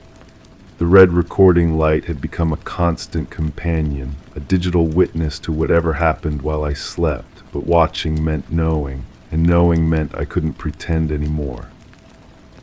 I started staying awake instead. Coffee became my religion, energy drinks my communion. I'd lie in bed staring at the ceiling, waiting for movement, for sound, for proof that I wasn't losing my mind. The scratches grew more frequent. Fresh plaster dust appeared like snow on my pillow each morning. My fingernails, bitten down to the quick, showed no signs of wear. The building's super mentioned something about the previous tenant. Said he'd been an investigator of some sort, police maybe, or insurance, the kind of person who asked too many questions. He'd been looking into something that happened in the building years ago, an incident the landlord preferred to forget. A family that had disappeared, a case that went cold. I found the files hidden behind a loose baseboard. The previous tenant had been thorough. Police reports, witness statements, photographs. A family of 4 had vanished from the 3rd floor. No signs of struggle, no evidence of foul play, just empty rooms and scratch marks on the ceiling. The same pattern, the same desperate clawing, as if someone had been trying to escape through solid plaster. The photographs were the worst part. Crime scene shots of empty rooms, furniture covered in dust sheets, and those familiar scratches carved into every ceiling. The pattern was identical across all 4 rooms. The same hand, the same desperate motion, repeated over and over. But the family had been found intact. Their bodies, at least, miles away in a place that made no sense. I realized I'd been asking the wrong questions. The scratches weren't made by someone trying to escape. They were made by someone trying to get in. Something that knew the exact dimensions of human fingers, the precise spacing of desperate claws. Something that had been watching, learning, mimicking the motions of the trapped and the terrified. The woman in the basement unit had been lying, not about the smell or the screaming or the empty apartment, but about the timeline. The previous tenant hadn't left suddenly. He'd been taken, like the family before him, like everyone who'd lived in that room and noticed the scratches, started asking questions, began to understand what they meant. The footage is still unwatched, 3 nights of recording waiting for me to press play. But I've made my choice. I'm leaving tonight. taking nothing but my phone and the files I found. The landlord can keep the deposit. Some truths are too expensive to own. Some knowledge comes with a price that no one should pay. The scratches on my ceiling are different now, fresh, deeper, made by something that knows I know, something that's been waiting for me to understand, to complete the pattern, to become part of the story that this place tells over and over again. The same story of investigation, discovery, and disappearance. I can hear it now, the scratching, not from above anymore, from inside the walls, getting closer. The sound of something that's learned to mimic human desperation so perfectly that it's become indistinguishable from the real thing. The footage might show me clawing at the ceiling, or it might show something else wearing my face, practicing the motions it will use when it takes my place. I'm leaving the phone behind. Let the next tenant find it. Let them wonder what they'll see when they finally press play. The building will find another investigator, another person who asks too many questions. The cycle will continue. And somewhere in the walls, something that's learned to be human will wait for its next opportunity to practice. Story 10. Renovations always bring forth the unexpected. Amongst the debris of old newspapers, shattered trinkets, and faded photographs, a couple discovered a hidden letter concealed beneath the floorboards. The paper, fragile and weathered, bore a cryptic warning: "Don't trust the one who knocked." Startled, they were interrupted by 3 sharp knocks reverberating through the silent house. A shiver ran down their spines as Sarah and Michael delved deeper into the mysteries of their newly acquired Victorian-era home, captivated by its intricate details and enigmatic past. Little did they know that their renovation project would unearth a dark secret veiled in the shadows of time. Detective Alina Reed, with her partner by her side, arrived at the scene where the floorboards had been pried open, unveiling a hidden recess beneath. Her experienced hands, weathered by years of investigating, carefully retrieved the ominous note, already tainted by the touch of the homeowners.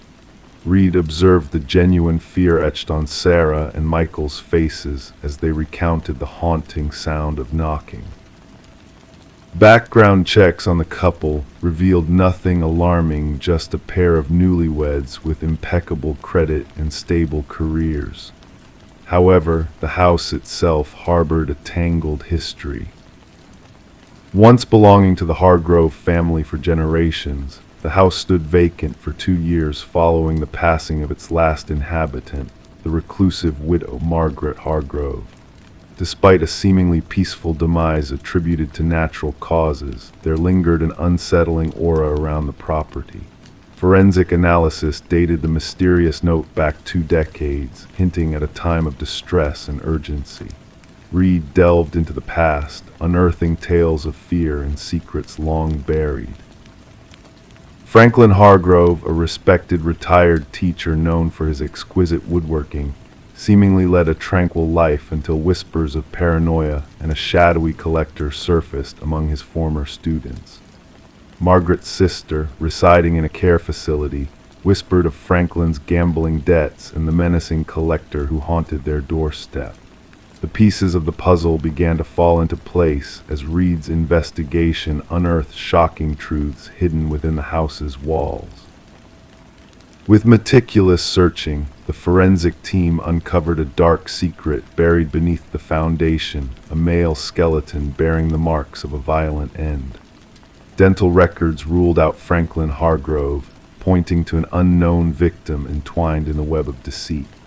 Further excavation led to the discovery of a wallet belonging to Victor Mercer, a notorious loan shark and gambler who vanished without a trace 2 decades prior. Margaret's diaries, stashed away in the attic, narrated a harrowing tale of fear, deception, and loyalty. The chilling truth came to light as Reed pieced together the fragments of the past. Franklin's desperate acts to protect his wife from the clutches of the collector, Victor Mercer, led to a tragic outcome hidden beneath the house. Margaret, bound by love and fear, aided her husband in concealing the dark deed, haunted by the phantom knocks that echoed through the halls, a grim reminder of their sins. With justice served and the secrets of the past unveiled, Sarah and Michael chose to part ways with the tainted house, leaving it abandoned amidst whispers of spectral echoes in the dead of night. The note, a silent witness to the shadows that lurked within, remained a chilling testament to the mysteries left unsolved. Detective Reed closed the case, acknowledging that some enigmas defy resolution, lingering in the realm of the unknown, where truth blends with fiction, leaving a haunting legacy in its wake. Story 11. As she took a step, the wooden plank shifted beneath her foot, just a slight movement, yet enough to stir her curiosity. Bending down, she traced her fingers along the edges, sensing the hidden gap beneath the seemingly solid floor. With gentle precision, she lifted the boards, unveiling a dark, narrow space beneath her new dwelling. In the dim light, all she initially saw was dust and cobwebs, but as her eyes adjusted to the darkness, shapes began to take form. A mattress, a chair, and tucked away in a corner, a weathered notebook, its pages filled with a single name, her name repeated over and over. Detective Morgan Reed observed quietly as Sarah Coleman peered into the abyss beneath her home. The fear in Sarah's eyes went beyond mere surprise. It hinted at a deeper violation, an intrusion of malevolence into what should have been a sanctuary of new beginnings. "Please refrain from touching anything," Detective Reed advised, her voice steady yet authoritative. Switching on her flashlight, she illuminated more of the concealed space. The beam exposed walls adorned with surveillance photographs, images of Sarah going about her daily life, unaware of being watched. A shrine of obsession meticulously crafted right beneath her unsuspecting feet. Sarah had acquired the quaint cottage from the estate of an elderly man named Walter Green, who had passed away without any known kin. The property had sat vacant for months before Sarah's purchase. Described in the real estate listing as charming and in need of minor updates, no mention was made of the hidden chamber during inspections or negotiations. "I never met him, the previous owner," Sarah murmured. "The neighbors said he kept to himself. I was told the basement access had been sealed off long ago. That's what the inspection report indicated." Soon the crime scene team arrived, their equipment echoing against the wooden floors as they entered. They meticulously documented the scene, collecting evidence and retrieving the mattress, chair, and notebook from the concealed room. Forensic analysis later revealed an abundance of fingerprints throughout the space, all belonging to Walter Green. What troubled investigators most was the timeline they uncovered. Through utility records and dated photographs in the chamber, it became evident that Walter had been observing Sarah for at least 3 years prior to his demise. He had shadowed her at community events, frequented the same stores, and even visited the cafe where she occasionally worked. Yet Sarah had no memory of encountering him. This level of fixation often escalates, the department psychologist remarked during a briefing.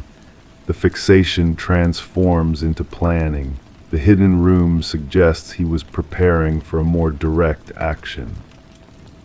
Detective Reed's inquiry took an unexpected turn when she spoke with Walter's former colleague from the maintenance department at the local mall. The man appeared uneasy, fiddling with his wedding band throughout their conversation. Walter mentioned her occasionally, he confessed. Said she reminded him of someone. I assumed it was just an old man smitten. I never imagined. His voice trailed off, his gaze fixed on his hands. Did he ever discuss any intentions involving her? Reed probed. Not explicitly, but he would say this thing about how she belonged with him. I thought it was mere talk. Securing a warrant to search Walter's work locker, untouched since his passing, yielded a key that didn't correspond to any locks in his home. The serial number led them to a storage unit registered in his name. With a grating sound, the metal door of the unit rolled open, revealing meticulously arranged furniture mirroring Sarah's former apartment replicas of her bed, desk, and living room. Walter had meticulously recreated her living space down to the minutest details. A mannequin sporting a wig akin to Sarah's hairstyle sat at the replica desk. Most unsettling was a calendar marked with a date just 1 week after Walter's sudden demise from a heart attack. The circled date was emblazoned in red with a solitary word inscribed above it, together. Further investigation unveiled Walter's institutionalization in his youth due to an infatuation with a female teacher. Records indicated treatment for erotomania, an illusion where the subject believes another harbors affection for them despite evidence to the contrary. Following his release, Walter lived uneventfully until something about Sarah reignited his past fixation. Spread across the conference table at the police station, crime scene photos offered a grim tableau. He passed believing they shared a special bond. In his mind, they were destined to be united, Reed explained. Could there have been an encounter that triggered this fixation? Another detective inquired. Reed shook her head, nothing substantial. Sometimes these fixations require very little. A smile exchanged with a stranger, a fleeting moment of eye contact. For someone with his history, that might have been sufficient. Choosing to part with the house, Sarah couldn't shake the feeling of unease lingering within its walls. During a final walkthrough with her realtor, she stood in the living room, wrapped in a self-embrace.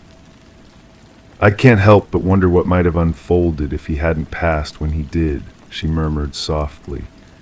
"If I hadn't noticed that loose floorboard, how long would I have dwelled here, unaware of his watchful eyes, oblivious to what lay concealed beneath my very feet?" With Walter's demise, the case was officially concluded, classified as stalking with intent to abduct, though the abduction never materialized.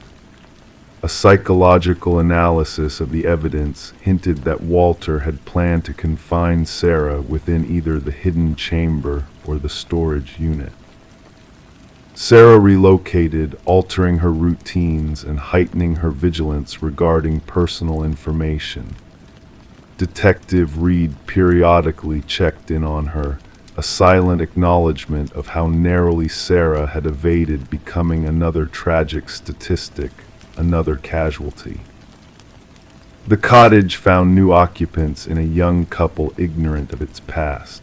The hidden chamber was sealed off securely, the floorboards replaced, life carried on.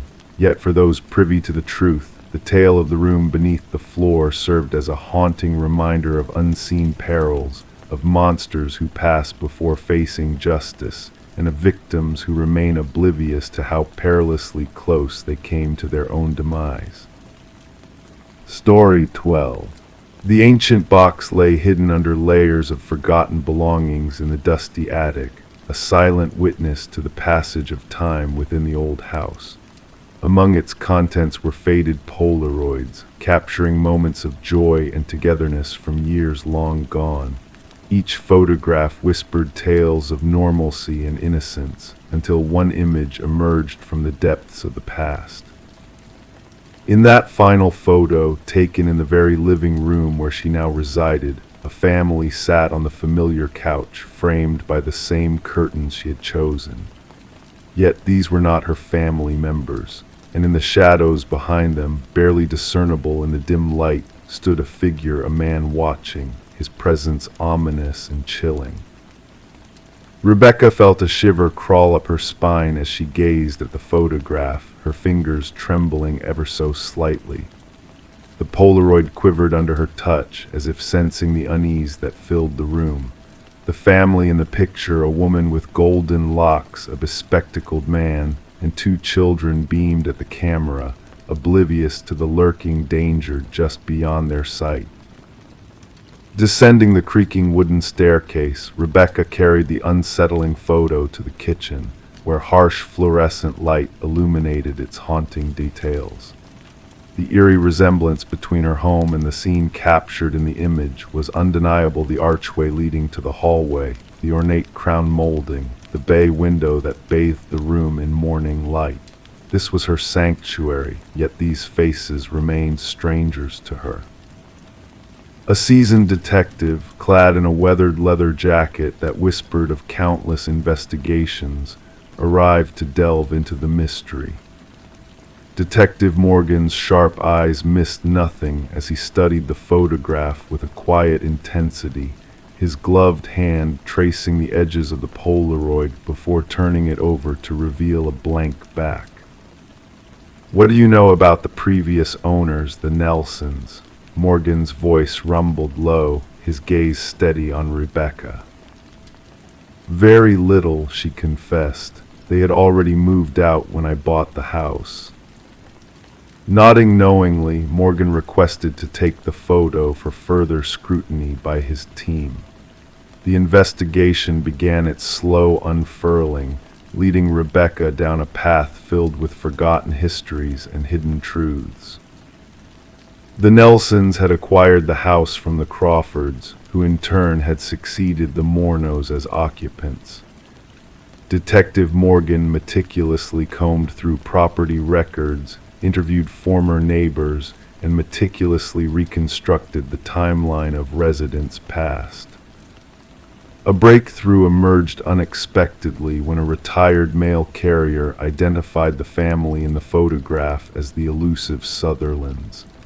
"They vanished without a trace," he recounted. "One day they were simply gone, leaving no trail behind." The enigma deepened as forensic analysis dated the Polaroid to 15 years prior. An expert pointed out telltale signs of staging the suspended dust particles, the unnatural poses of the subjects. The puzzle grew more intricate as questions multiplied. Who was the mysterious figure in the hallway? Why did each family disappear without a trace after precisely a year of residence? A pattern emerged as Detective Morgan connected the dots. Before the Sutherlands, another family had resided in the house for a year before vanishing, and before them another. 5 families in 5 years, all swallowed by the shadows of the house. Delving into the archives, the detective unearthed the origins of the house, a creation of a renowned architect, overseen by a vanished project manager. Samuel Whitfield, his replacement, had completed the construction, only to meet a tragic fate at another building site shortly afterward. The basement beckoned as the center of the mystery. Ground-penetrating radar hinted at anomalies beneath the concrete floor, leading to a chilling discovery buried deep within the earth.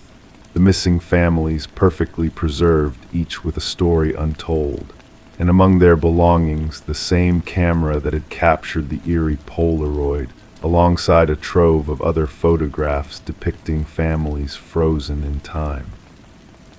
As the house was cordoned off as a crime scene, Rebecca's world unraveled before her eyes. An attic crawlspace revealed a hidden chamber, concealing a cot, photographic equipment, and a journal filled with chilling observations of the house's inhabitants.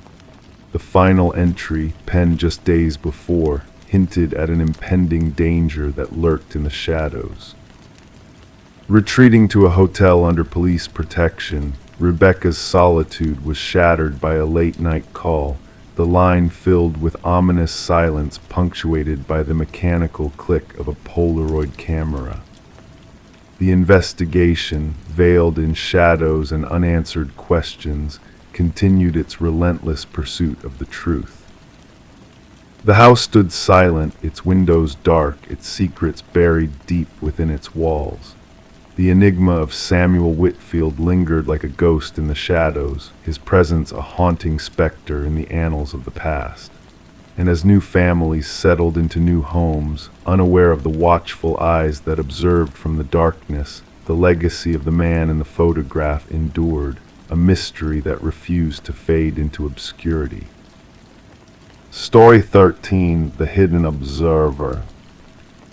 The realtor's listing made no mention of a basement. The blueprints held no clue to its existence. Yet beneath the old carpet in the Mercer family's new home, a hidden door awaited discovery.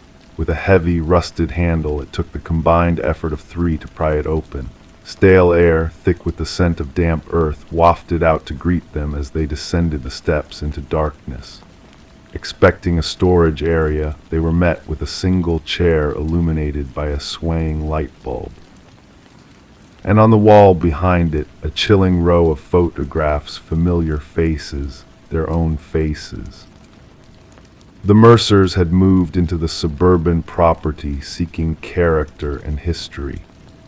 Little did they know the extent of history the house held and how it would intertwine with their present in a chilling manner. Detective Sarah Connors and her partner arrived at the scene to find a basement that defied logic and invaded privacy. The crime scene unit worked swiftly to document the eerie discovery, capturing every detail with flashing cameras. The small basement, like a secret room, held a chair bolted to the floor and a wall of photographs that told a story of unwelcome intrusion. Investigations revealed a disturbing pattern of surveillance that spanned across multiple families who had lived in the house before the Mercers. Fingerprints belonging to past owners, altered blueprints, and a hidden monitoring station painted a picture of a twisted observer lurking within the walls. As the case unfolded, the truth emerged about Edward Kelvin, the elusive builder of the house who had mysteriously vanished. His journal, filled with meticulous observations of each family, hinted at a delusional mind obsessed with watching, never interfering. The families were unwitting actors in Kelvin's private drama, living under his watchful gaze. The manhunt for Kelvin led to a shocking discovery. Curled inside a hidden crawl space, he revealed his distorted perception of ownership over the house and its occupants. The families, including the Mercers, fled the property, leaving behind the chilling memories of being watched without their knowledge. Kelvin's trial exposed the extent of his surveillance network, designed within the very structure of the house. The verdict brought closure to a nightmare that had unfolded within the walls of a seemingly ordinary home. The house was demolished, but the lingering feeling of being observed haunted the former residents, leaving them questioning if they were truly alone or if unseen eyes still lingered in the shadows. In the silence of their new homes, they couldn't help but glance at air vents, light fixtures, and corners, wondering if the walls held secrets they had yet to uncover. The legacy of Edward Kelvin's voyeuristic obsession lingered, a reminder that some intrusions are more sinister than they seem, and the families, now scattered, found solace in the hope that they could finally escape the gaze of the hidden observer. Story 14: The Unseen Presence. In the dimly lit attic of their newly acquired Victorian house, Sarah and Michael stumbled upon a hidden treasure beneath a dusty old blanket. It was a porcelain doll, its delicate features and ancient aura captivating their attention. The doll's cerulean eyes, wide and unblinking, seemed to hold a silent secret within them. Neither of them could recall ever seeing it before, yet they dismissed it as just another forgotten relic of the past. As the night crept in and they retired to bed, a subtle unease settled in the air, casting a mysterious veil over their slumber. The silence that enveloped the house felt heavy, laden with unspoken whispers of the past. When dawn broke, the doll was no longer in the attic where they had left it. It now perched ominously at the foot of their bed, a silent sentinel watching over them. Sarah and Michael, the young couple enamored by the house's ornate details and enigmatic history, had unwittingly woven themselves into a tale they never imagined. Detective Rachel Winters, a seasoned investigator, was called to the scene on a crisp autumn morning. What she encountered in the master bedroom was a tableau of horror, a female victim arranged in a grotesque pose, her eyes wide with terror, and a male figure in the hallway, as if fleeing an unseen specter. The crime scene was devoid of the usual traces of violence, a meticulously staged arrangement that hinted at a macabre artistry. Detective Winters, her voice hushed as she spoke into her recorder, noted the eerie resemblance of the posed victim to a doll plucked from a collector's shelf. Each detail she catalogued added another layer of intrigue to the unfolding mystery. The investigation took a chilling turn as forensic analysis unearthed a trail of vintage fibers throughout the house, akin to those used in antique doll clothing. These fibers clustered around the victims and the attic space, whispering of a presence unseen yet deeply felt. The absence of any tangible evidence of an intruder confounded the investigative team, leaving them grasping at shadows of the past. Delving into the house's history revealed a haunting pattern of unexplained deaths spanning decades, each shrouded in whispers of paranormal occurrences. A faded newspaper clipping hinted at a tragic tale the doll maker who once dwelled in the house, his creations imbued with a haunting lifelike quality. The final doll he crafted, a replica of his deceased daughter, bore an uncanny resemblance to the doll found by Sarah and Michael. As Detective Winters connected the dots, a chilling realization dawned: the victims, like those before them, had unwittingly tampered with the attic space, awakening a malevolent force that lay dormant for years. Old photographs hidden beneath the attic floorboards revealed the doll maker and his eerie collection, the dolls frozen in poses that seemed to shift between frames, hinting at a sinister sentience. Infrared scans unveiled a spectral trail of tiny handprints leading from the attic to the master bedroom, accompanied by an enigmatic residue that defied classification. A distant relative's whispered tales of arcane rituals and bound spirits added a layer of supernatural dread to the already perplexing case. As the investigation reached an impasse, Detective Winters made a fateful decision to retain the doll as evidence, hoping to unlock the secrets it held. But the inexplicable disappearance of both the doll and the detective herself left a lingering chill in its wake, shrouding the house in an aura of unrevealed truths. With the passing of time, the house changed hands once more, its shadowed history a deterrent to all but the bravest of souls. The attic, now a place of whispered legends and unspoken fears, remained untouched by its new owners, who chose to let sleeping spirits lie.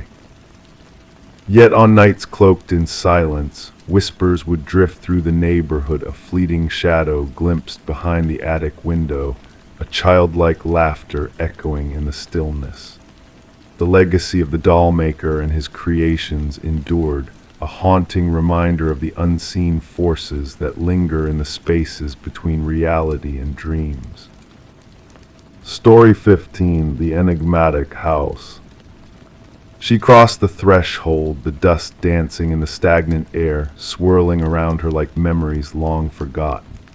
The abandoned house stood frozen in time, its walls shedding layers of paint, its furniture draped in ghostly sheets.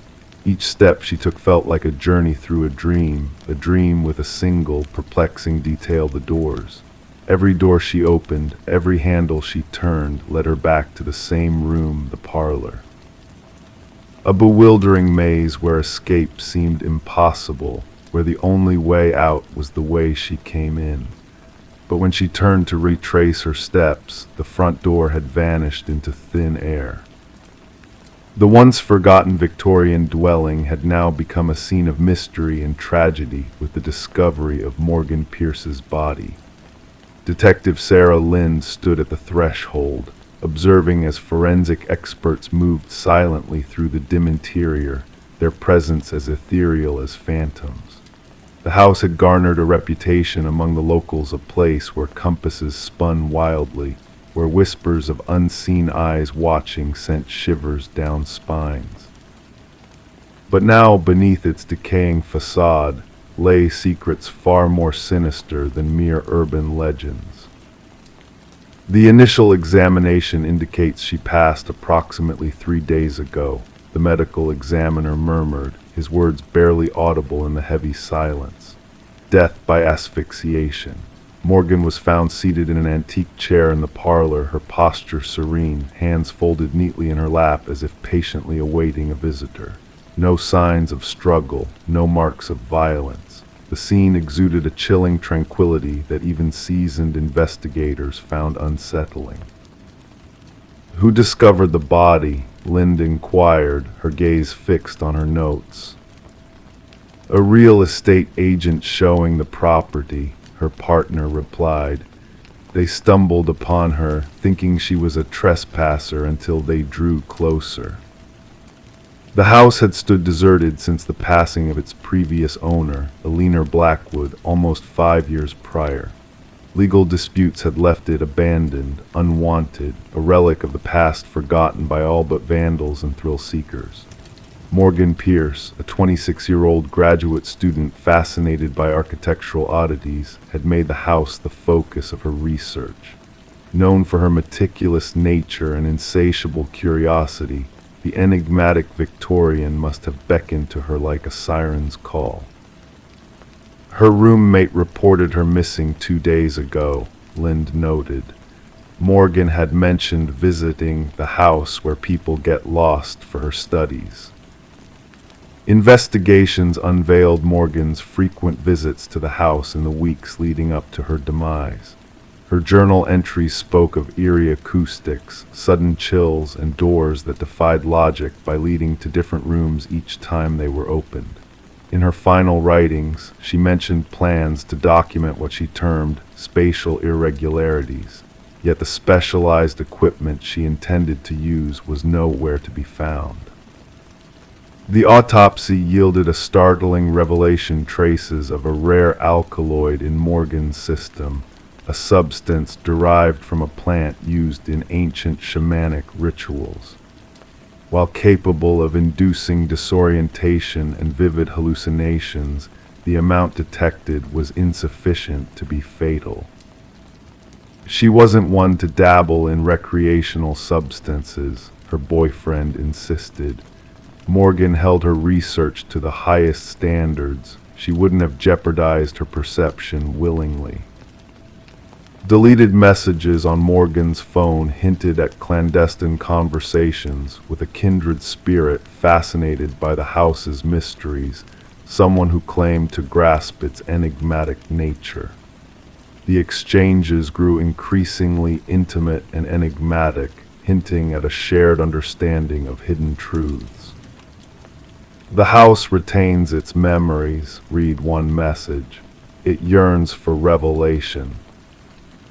The trail led Lynn to Adam Reeves, an architectural historian with whom Morgan had been corresponding. Reeves, renowned for his knowledge of rare spatial phenomena, had captivated Morgan with his insights, and their professional rapport had blossomed into a deeper connection. When questioned, Reeves expressed genuine grief over Morgan's untimely passing. "The house is renowned for a reason," he confided. "The original architect wove optical illusions and deceptive perspectives into its design. It was meant to bewilder and disorient. Morgan believed there was a deeper layer to it all, something transcending mere trickery." Despite his plausible alibi, a university symposium lecture, captured on security footage miles away at the presumed time of Morgan's demise, Reeves remained a person of interest in the investigation.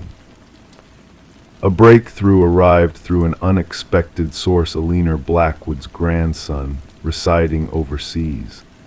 Contacted by investigators, he unveiled a dark family secret buried for generations. My grandmother wasn't the sole Blackwood to perish in that house, he disclosed. There were others, all discovered in the parlor, all at peace. The family called it the claiming. Providing journals spanning decades, he detailed deaths initially attributed to natural causes like heart failure or stroke. A pattern emerged: individuals spending extended periods within the house eventually succumbed to what the family cryptically termed the influence. A second sweep of the property unearthed a concealed chamber behind the parlor fireplace. Inside lay Morgan's missing equipment alongside a collection of artifacts from diverse indigenous cultures, arranged meticulously in a geometric formation. At the center rested a weathered figurine embodying a deity associated with liminal realms, thresholds between realities. Traces of the alkaloid matching Morgan's toxicology report were discovered on the relics. The case took a chilling turn as forensic analysis of dust patterns hinted at an unknown presence during Morgan's final moments.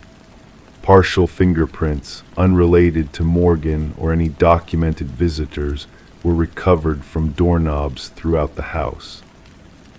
3 weeks into the inquiry, Adam Reeves was discovered lifeless in his apartment. Mirroring Morgan's serene posture, he bore the telltale alkaloid in his system. Clutched in his hand was a key, fitting no lock in his residence, but aligning perfectly with the hidden compartment in the Victorian mansion. In his parting email, addressed to himself as if preserving a testament, Reeves inscribed, "The house doesn't ensnare you physically, it ensnares your perception." Morgan was correct: the doors laid where they always have, yet something deceives you into believing you're trapped in a cycle. Once enlightenment dawns, escape is possible, but by then, the desire to leave dissipates. The case, shrouded in enigma, remains open, marked as suspicious deaths under official scrutiny. The Victorian estate stands condemned, its entry barred by authorities. Whispers persist of luminous apparitions glimpsed within on certain nights, of visitors who vanish without a trace. Locals assert that the house claims those who delve too deeply into its mysteries, while others speculate that Morgan and Reeves unearthed a force ancient and potent, existing in the interstices of conventional reality. The truth lingers as intangible as an exit in a house where all paths circle back to the beginning, a perpetual enigma awaiting revelation in the shadows of forgotten time. Story 16. In the quiet of the night, a faint flicker danced across the baby monitor screen, a mere ripple in the digital stream. The mother, nestled in the comfort of her bed, barely registered the anomaly, attributing it to a passing glitch in the airwaves. But then the silence was shattered by crackling static, and a voice, soft and insidious, whispered, "SHHH, go back to sleep." A chill gripped her heart, spreading icy tendrils through her veins as she sat up, her senses on high alert. Her feet carried her swiftly to her son's room, each step echoing in the stillness of the house. Panic thrummed in her chest, a primal rhythm of fear and urgency. As she flung open the door, her eyes searched the room frantically, landing on the empty crib bathed in moonlight. The window stood closed, the door securely locked. Everything appeared undisturbed, save for the stuffed rabbit lying abandoned on the floor, its obsidian eyes fixed on her, unblinking and accusatory. Rebecca's scream pierced the night, a raw outpouring of terror and despair that clawed at the walls of the house, desperate to be heard. The neighbors, roused from their slumber by the haunting sound, reached out to emergency services, their voices trembling with concern. And when the authorities arrived, they found Rebecca cradling the stuffed rabbit, her body rocking back and forth on the nursery floor, a broken lullaby escaping her lips.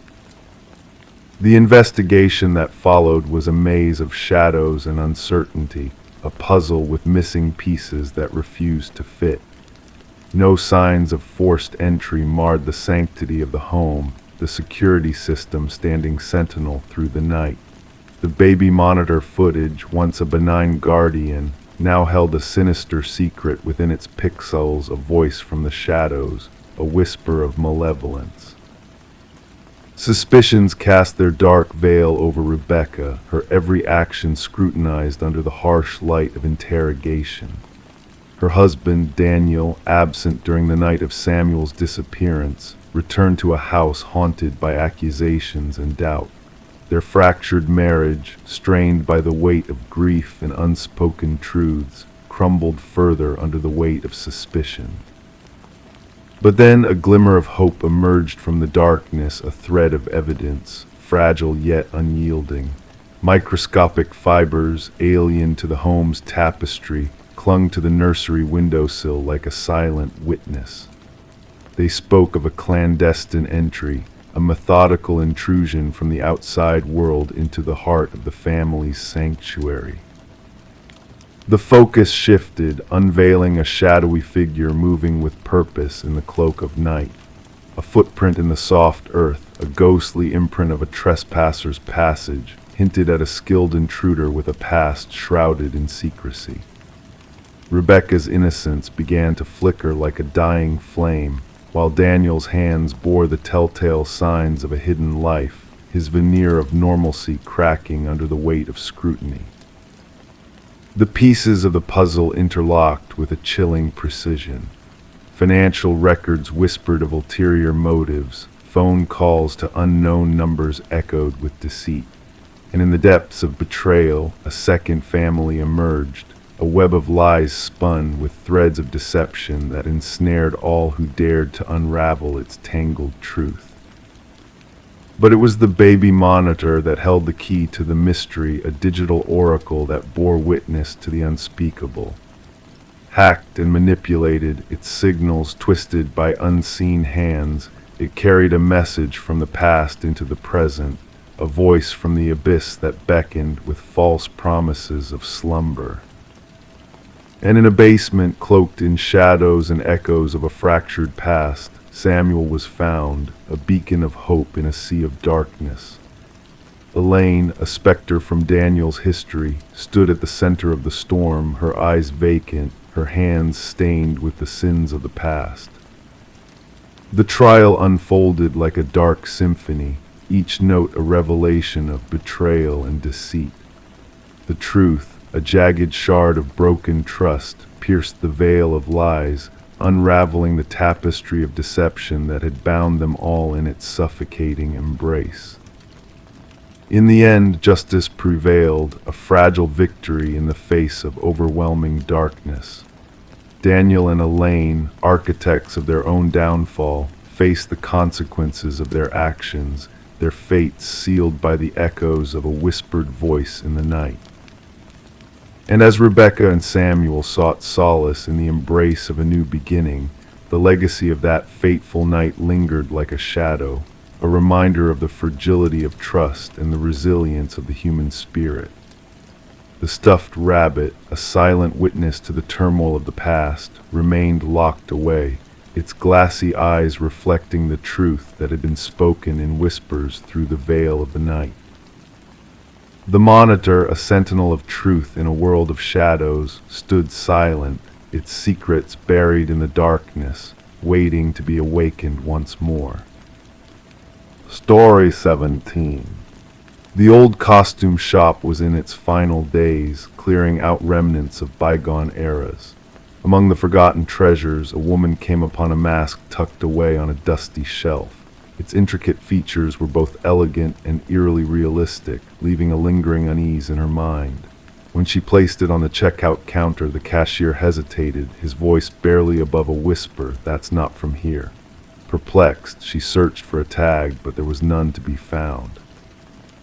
With a nonchalant shrug, she decided to bring it home. That night, a faint rustling sound stirred her from slumber. Soft fabric shifting, barely audible. Startled, she glanced towards the nightstand where she had left the mask earlier, only to find it now perched, facing her in silence.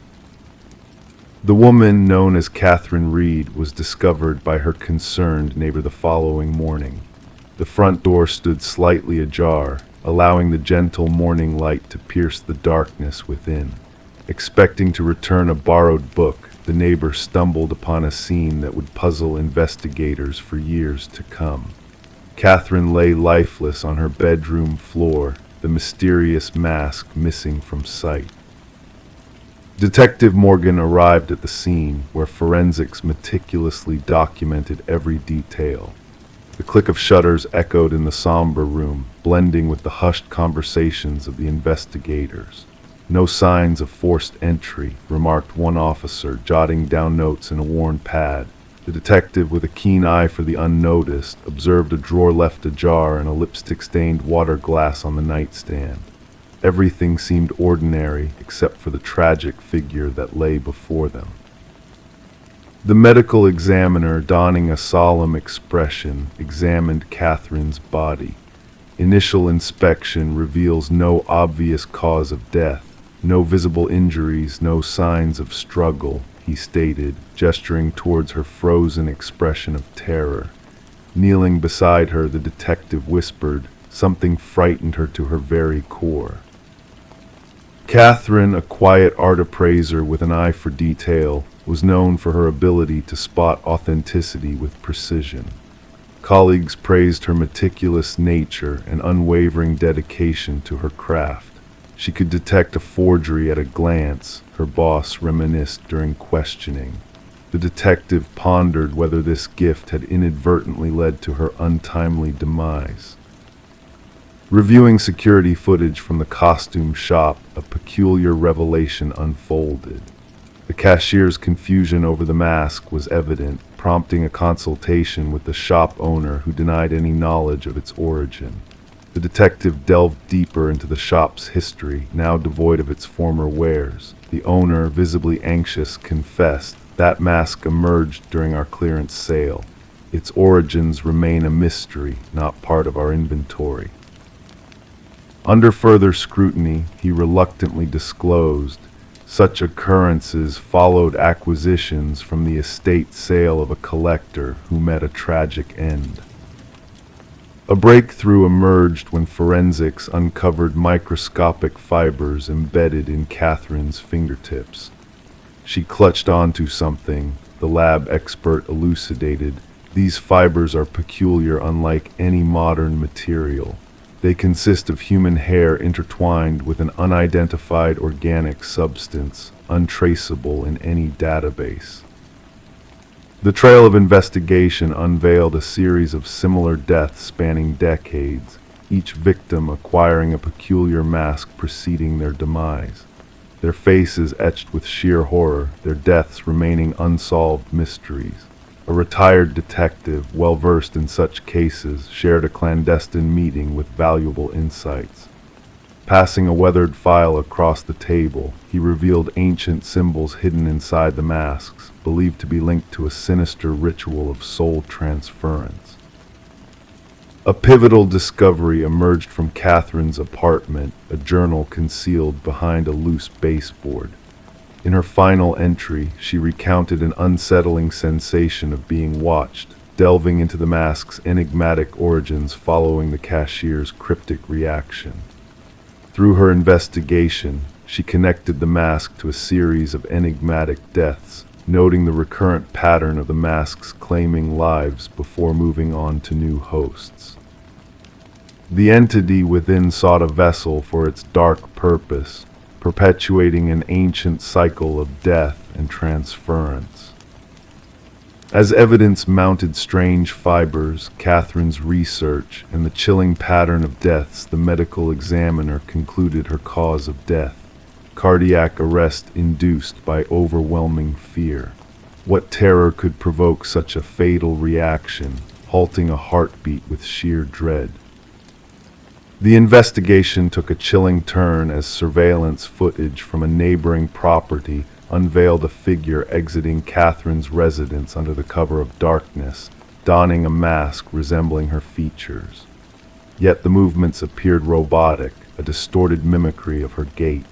An alert was issued for the missing mask, but it remained elusive until reports surfaced months later of a peculiar mask surfacing in a distant vintage shop.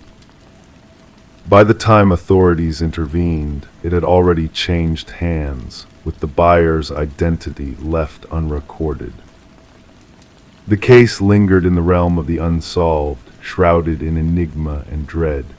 The detective safeguarded Catherine's journal in her desk drawer, a silent testament to the unfathomable truth too bizarre for official accounts. In the stillness of night, she would startle awake, sensing an unseen presence.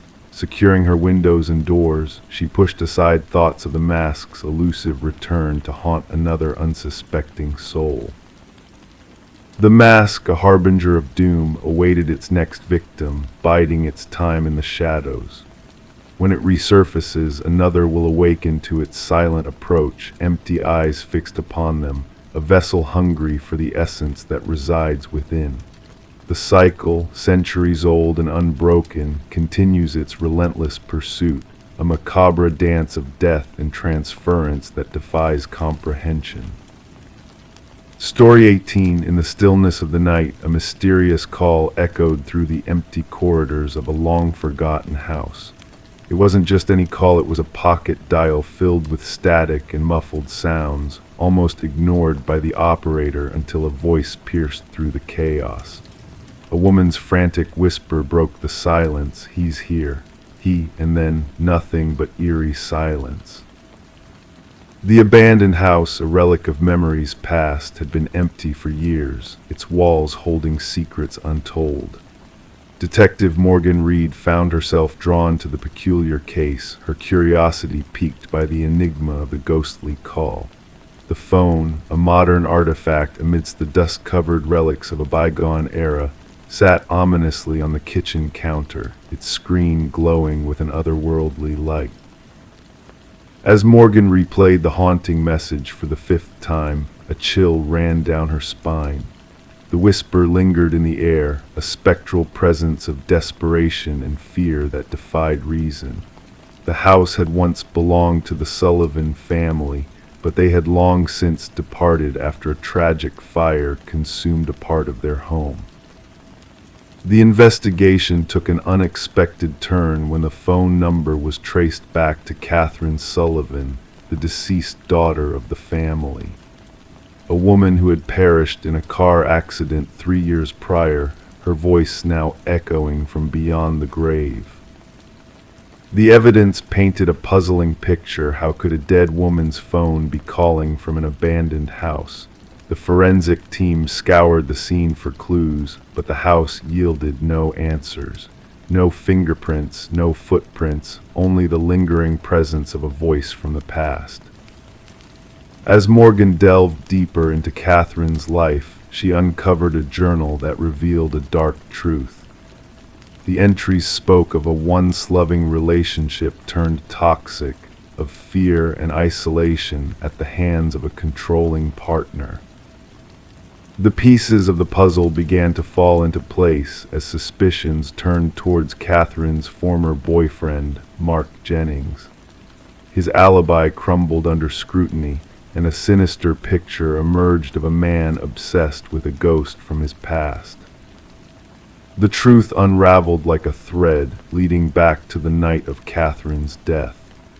The discovery of her buried phone, the deleted texts detailing a harrowing chase, and the chilling realization that her demise was no accident. Mark's twisted game of deception and manipulation came to light, his carefully crafted illusion shattered by the relentless pursuit of justice. The revelation of his crimes sent shockwaves through the community, exposing a darkness that had long been hidden in plain sight.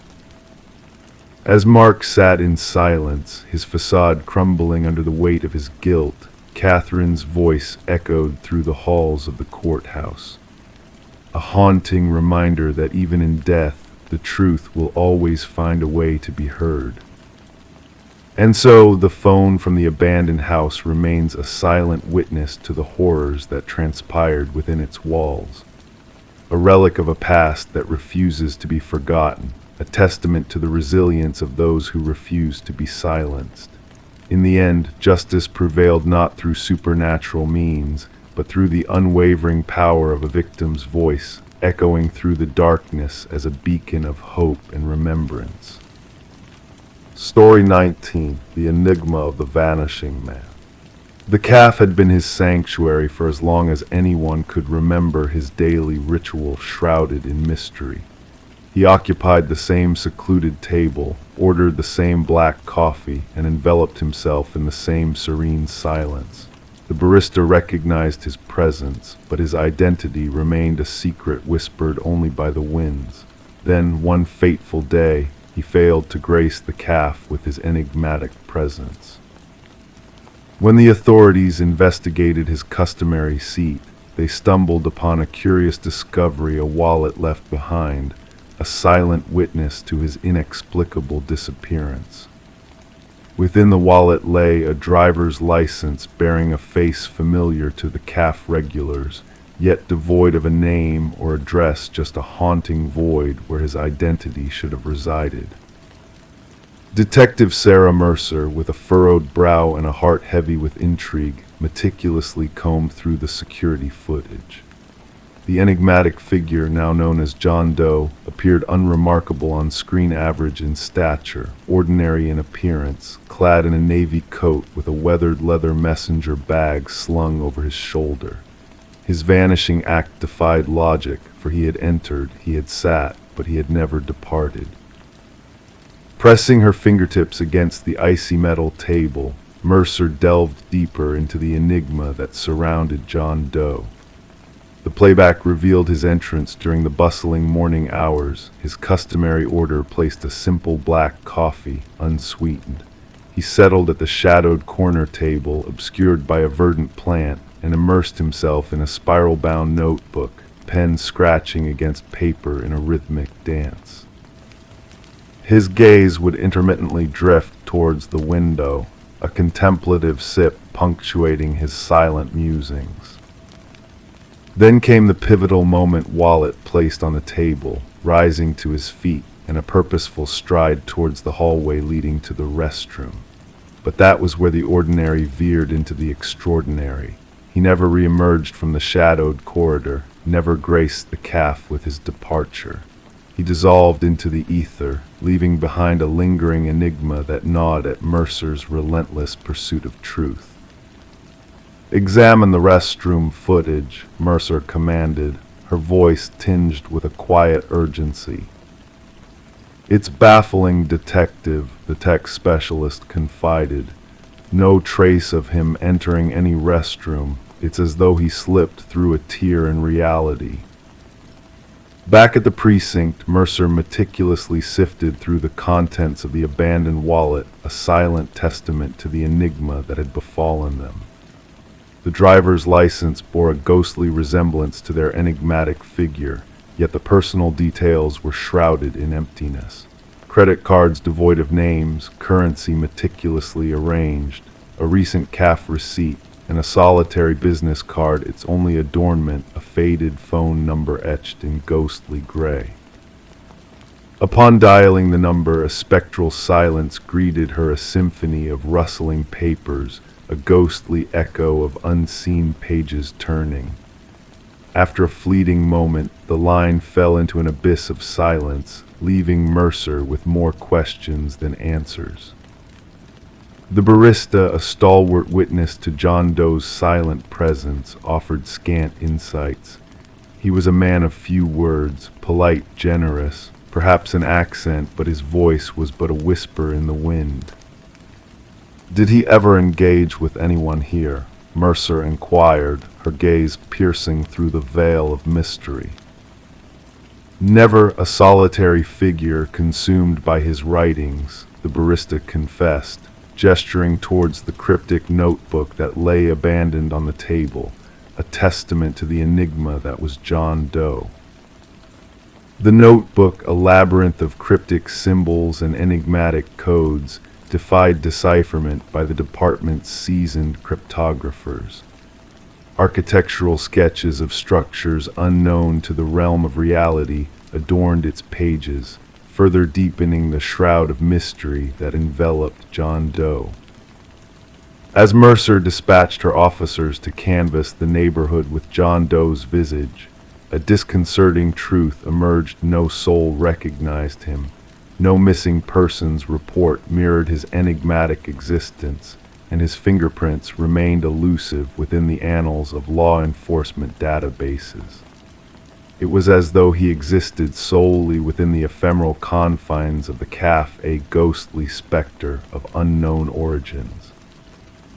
Amidst her relentless investigation, Mercer unearthed a peculiar anomaly within the security footage, a subtle flicker in time as John Doe crossed the CAF threshold each morning. The tech specialist dismissed it as a glitch, but Mercer sensed a deeper truth lingering within the ephemeral veil of reality.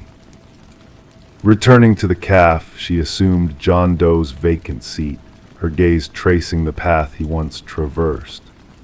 Her eyes alighted upon an antique mirror suspended between the entrance and the corridor leading to the restrooms, a mirror adorned with cryptic symbols akin to those etched within John Doe's enigmatic notebook.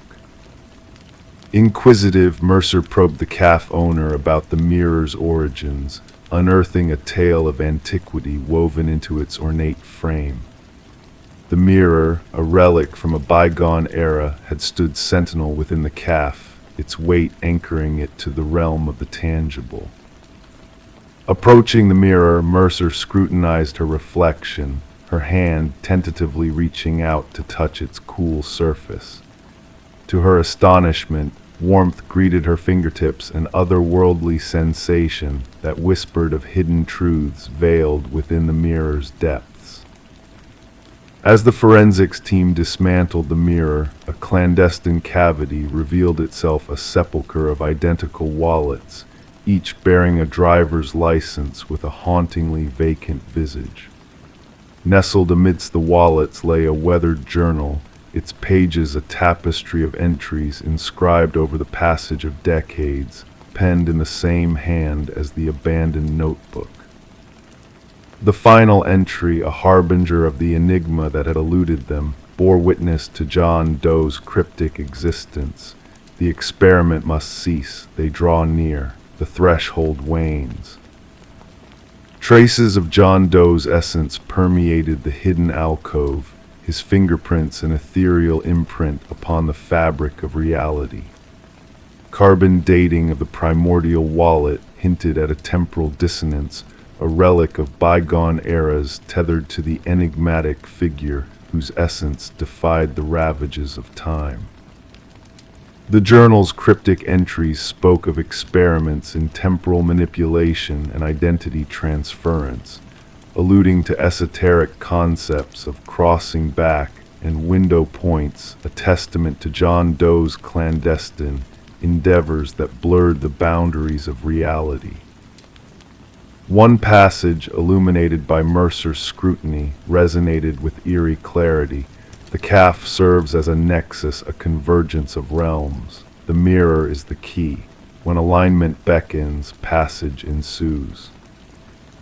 As the investigation spiraled into the surreal, whispers of spectral apparitions echoed around the CAF.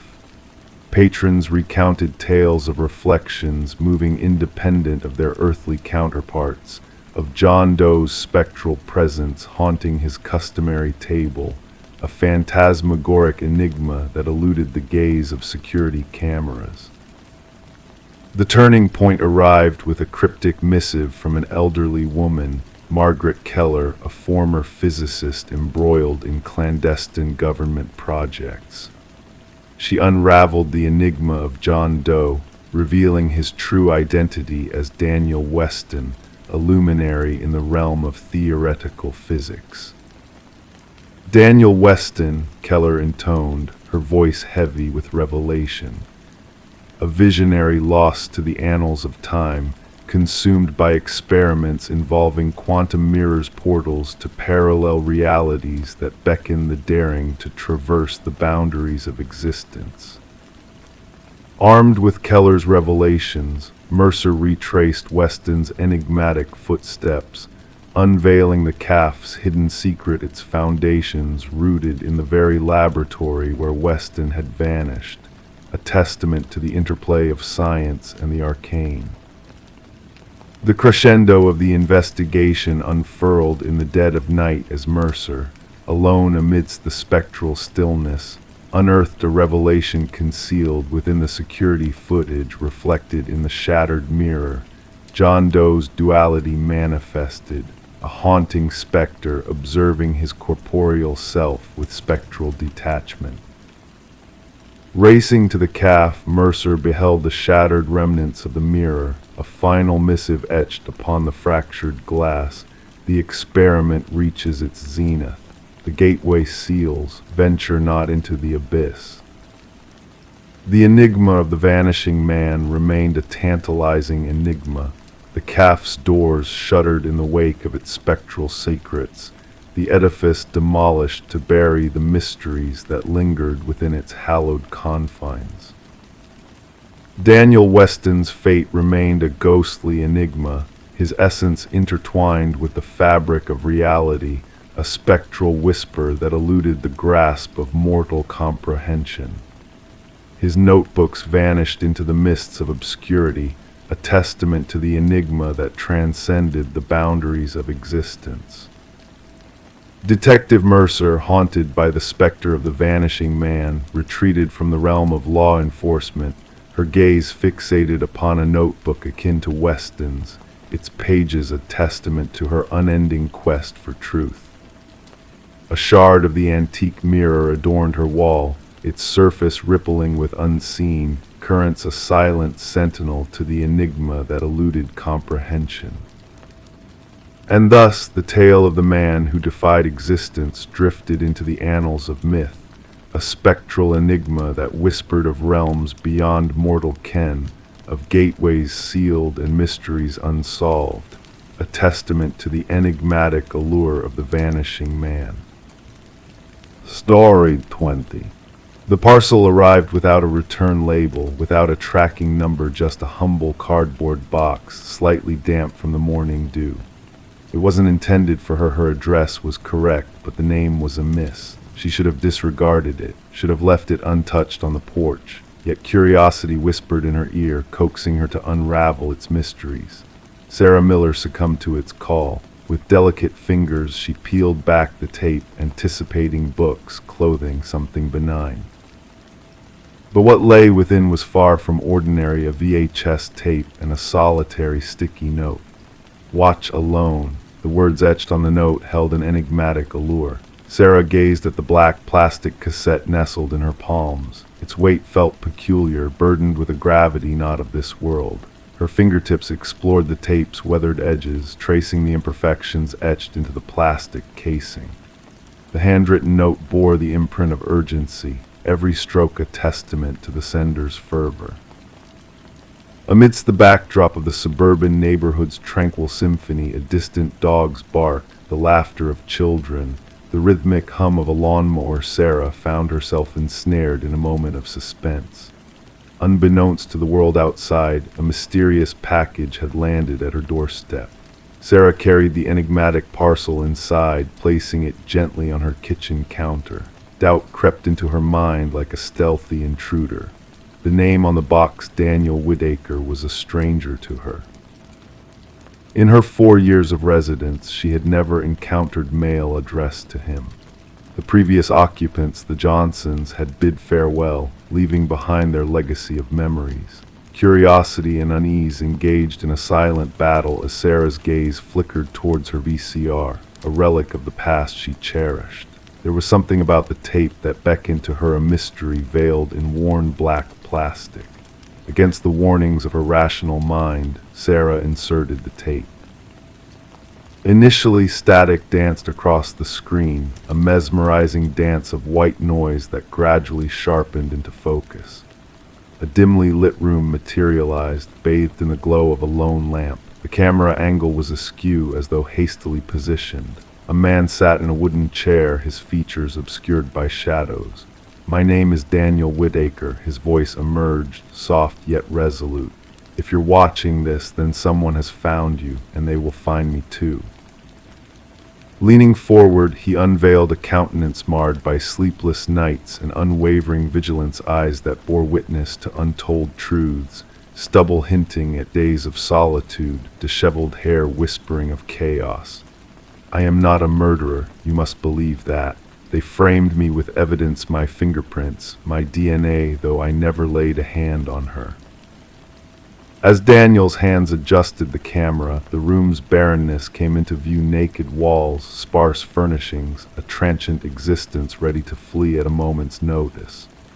They planted everything. The official narrative will paint me as her acquaintance, our encounters rife with conflict, witnesses testifying to our altercations. None of it is true. I first beheld Catherine Walsh's visage on the news, lifeless, murdered in her own abode. And yet my DNA lingered at the crime scene. A tremor in his voice betrayed the weight of his words. Detective Eliza Ramirez studied the identical VHS tape resting on her desk, the fifth to surface. 5 tapes, 5 disparate recipients, all united by the desperate plea of Daniel Whitaker, a man marked as the prime suspect in Catherine Walsh's slaying. A man who vanished into thin air upon her discovery. Initially, the Walsh case appeared straightforward: a young professional woman strangled in her sanctuary, no signs of forced entry, the DNA evidence crafting a damning narrative against Whitaker. Witnesses attested to his presence near her residence in the days leading to her demise. Cell records placed him in the vicinity on that fateful night. A closed chapter, or so it seemed, until the tapes materialized. The tapes complicate matters, Detective Ramirez intoned into her recorder, weaving the threads of the investigation. Whitaker is either orchestrating an intricate deception or unraveling a sinister truth. Her gaze flitted across the evidence board photographs, capturing Catherine Walsh's vivacious spirit, crime scene snapshots too ghastly to linger upon, maps charting the parcel's destinations, and at the heart, Daniel Whitaker's visage staring back at her, beseeching her to unveil the veracity buried beneath layers of deceit. The investigation veered down an unforeseen path when Ramirez unearthed Catherine Walsh's involvement in a whistleblower case against PharmaCorp, a pharmaceutical juggernaut entwined with governmental ties. Walsh's exposure of data irregularities in their clinical trials unveiled a web of deception, evidence that PharmaCorp had concealed grave side effects of a novel drug destined for the market. She was set to testify, a former colleague whispered to Ramirez during an interview, casting furtive glances towards the exit. Catherine possessed incriminating documents, proof that the executives were complicit in the cover-up. The trial loomed ahead. Anomalies began to surface: DNA evidence meticulously placed in incongruous locations, witness statements tinged with artificiality, surveillance footage mysteriously vanishing during crucial timeframes. Sarah Miller received a second package 3 days subsequent to the tape, a trove of documents unveiling PharmaCorp's malfeasance, signed by Catherine Walsh's digital imprint. The pendulum of investigation swung. Detective Ramirez connected with the other recipients, tracing Whitaker's breadcrumb trail. A former IT security specialist for a PharmaCorp contractor, Whitaker had stumbled upon Catherine's name flagged in a clandestine security protocol beyond his purview. They were monitoring her, Whitaker divulged in a subsequent tape. I uncovered the surveillance directives in the system. They were aware of her evidence gathering, and then I found myself locked out of the network. The next day she lay lifeless, and I stood accused of her murder. The case unfurled when Sarah Miller discerned a crucial detail overlooked by others: a reflection in a window behind Whitaker, hinting at a row of storage units. Collaborating with Detective Ramirez, they pinpointed the locale. Within Unit 217, a trove awaited them. Daniel Whitaker's journal chronicling the conspiracy, the original cache of Catherine's findings. and damning blueprints framing Whitaker, bearing the fingerprints of PharmaCorp's security, had a former law enforcer privy to evidence handling protocols. Justice didn't descend in a blaze of glory, but in the accumulation of irrefutable evidence. 3 executives faced indictment. The security chief confessed, offering testimony against his accomplices. The tainted drug faced expulsion from the market consideration. Daniel Whitaker emerged from the shadows, a specter of his former self, marked by the crucible of his fugitive existence. The accusations against him dissolved, yet the ordeal etched its scars upon his soul. Sarah Miller and Whitaker convened once on the porch where their paths first converged. "Why me?" she inquired.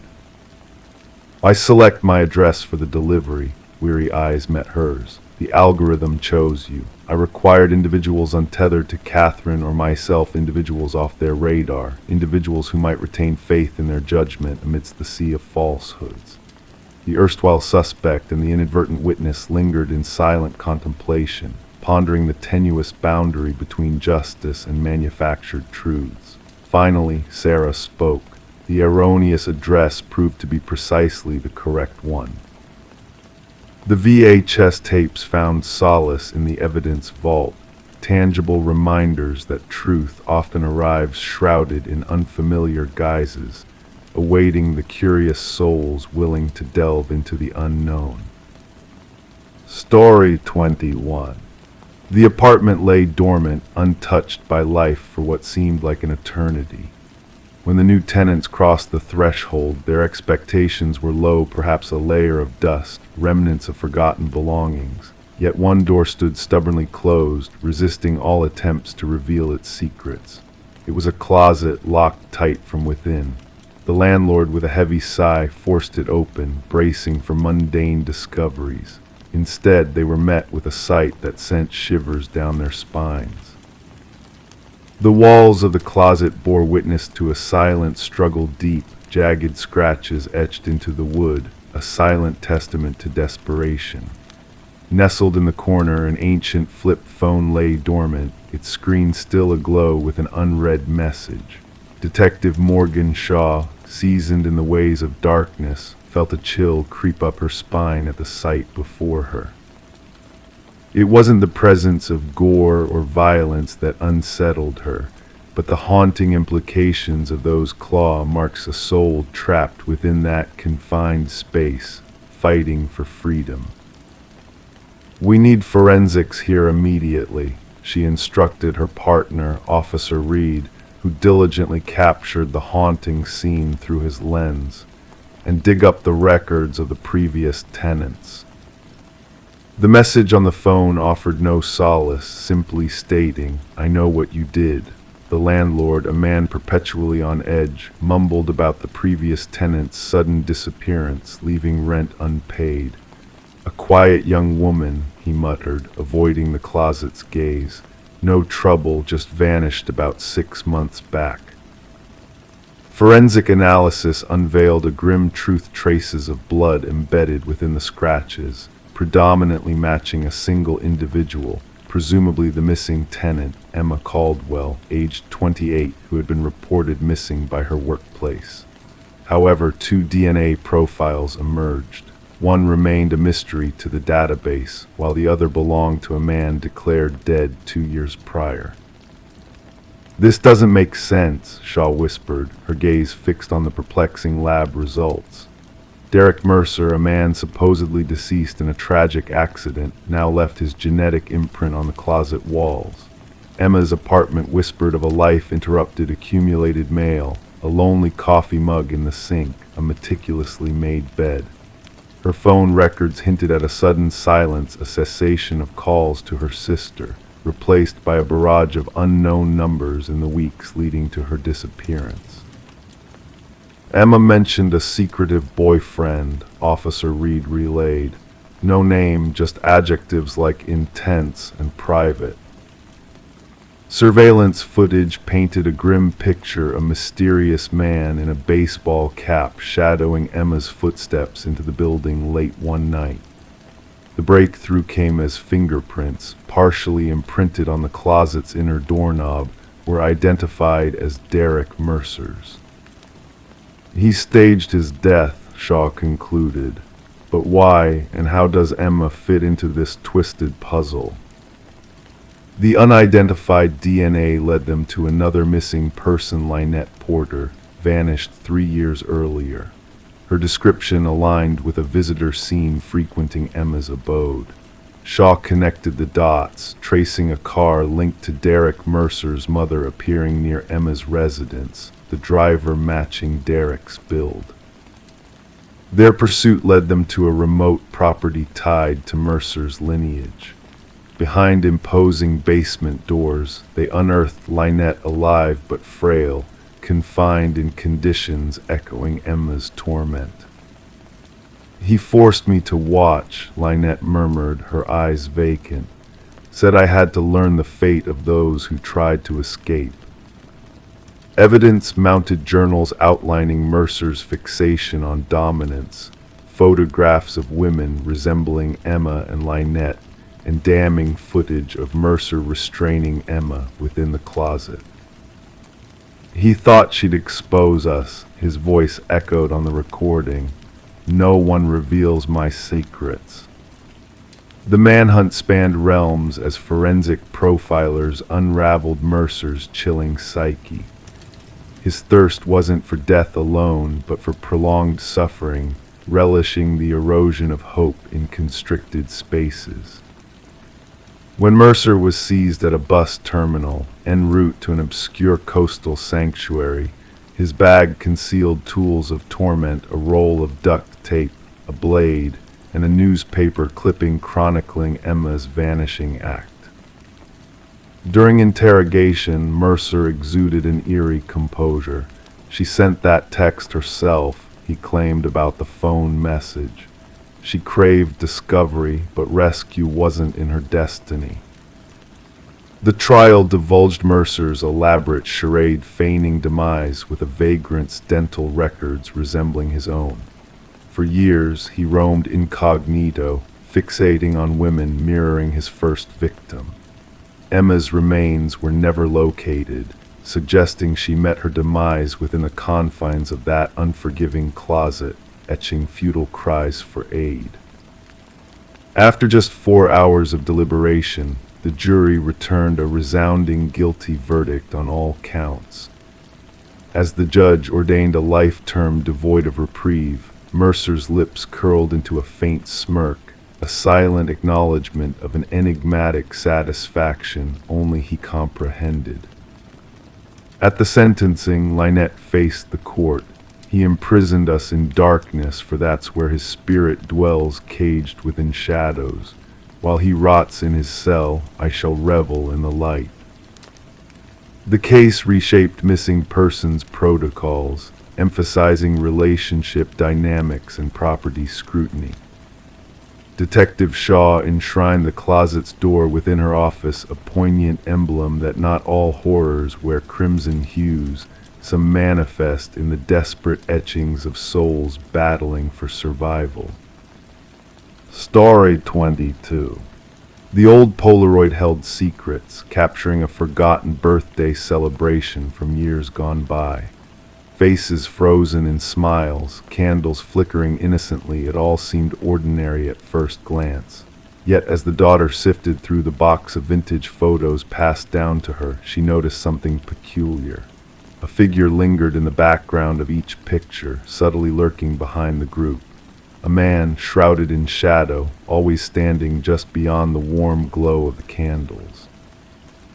He was not a familiar face, not part of the family memories that had been preserved, and yet with each snapshot he crept closer. Sarah Winters stumbled upon this unsettling collection while sorting through her late mother's attic after the funeral. A simple cardboard box labeled Memories contained a treasure trove of faded photographs documenting joyous family gatherings from her childhood. What should have brought comfort and nostalgia instead sparked a chilling revelation. In the initial photo, the mysterious figure was barely discernible, a dark silhouette lingering at the edge of the frame during Sarah's 7th birthday party. In the subsequent pictures, his presence became more pronounced, first outside, then inside, gradually moving closer until he stood directly behind her uncle in the 3rd photo. Yet no one in the images seemed aware of his ominous presence. With trembling hands, Sarah reached out to her father, seeking answers. "Dad, who is this man haunting our family photos?" A tense silence followed her inquiry, broken only by a sharp intake of breath. "What man? There shouldn't be anyone but our relatives," her father responded, his voice strained with unease. Determined to unravel the mystery, Sarah captured digital images of the Polaroids and sent them to her father. The moment he saw them, he called back urgently, his voice laced with disbelief. "This can't be real. We would have noticed a stranger among us." Detective Marcus Reed attentively listened as Sarah laid out the photographs on his desk at the precinct. Rain gently drummed against the windows, casting dancing shadows over the scenes frozen in time. The seasoned detective carefully examined each photo, his expression unreadable yet keenly interested. "No one recognized this man?" he inquired, his voice steady but intrigued. Sarah shook her head. "No one," but observed the progression. She arranged the photos in chronological order, revealing the eerie advancement of the shadowy figure through the captured moments. As the detective scrutinized the images, a dawning realization crossed his features. The figure moved purposefully through the frames, drawing closer to the unsuspecting children. In the final picture, he loomed directly behind Sarah's youthful self, a ghostly hand outstretched towards her shoulder, just beyond the frame's edge. "Perhaps the photographer," Reed suggested, though uncertainty tainted his words. "My mother took all these photos. She set the timer and joined the group," Sarah explained. The detective made copies of the images and initiated a formal investigation. Days passed as Reed meticulously contacted every surviving attendee of the birthday party.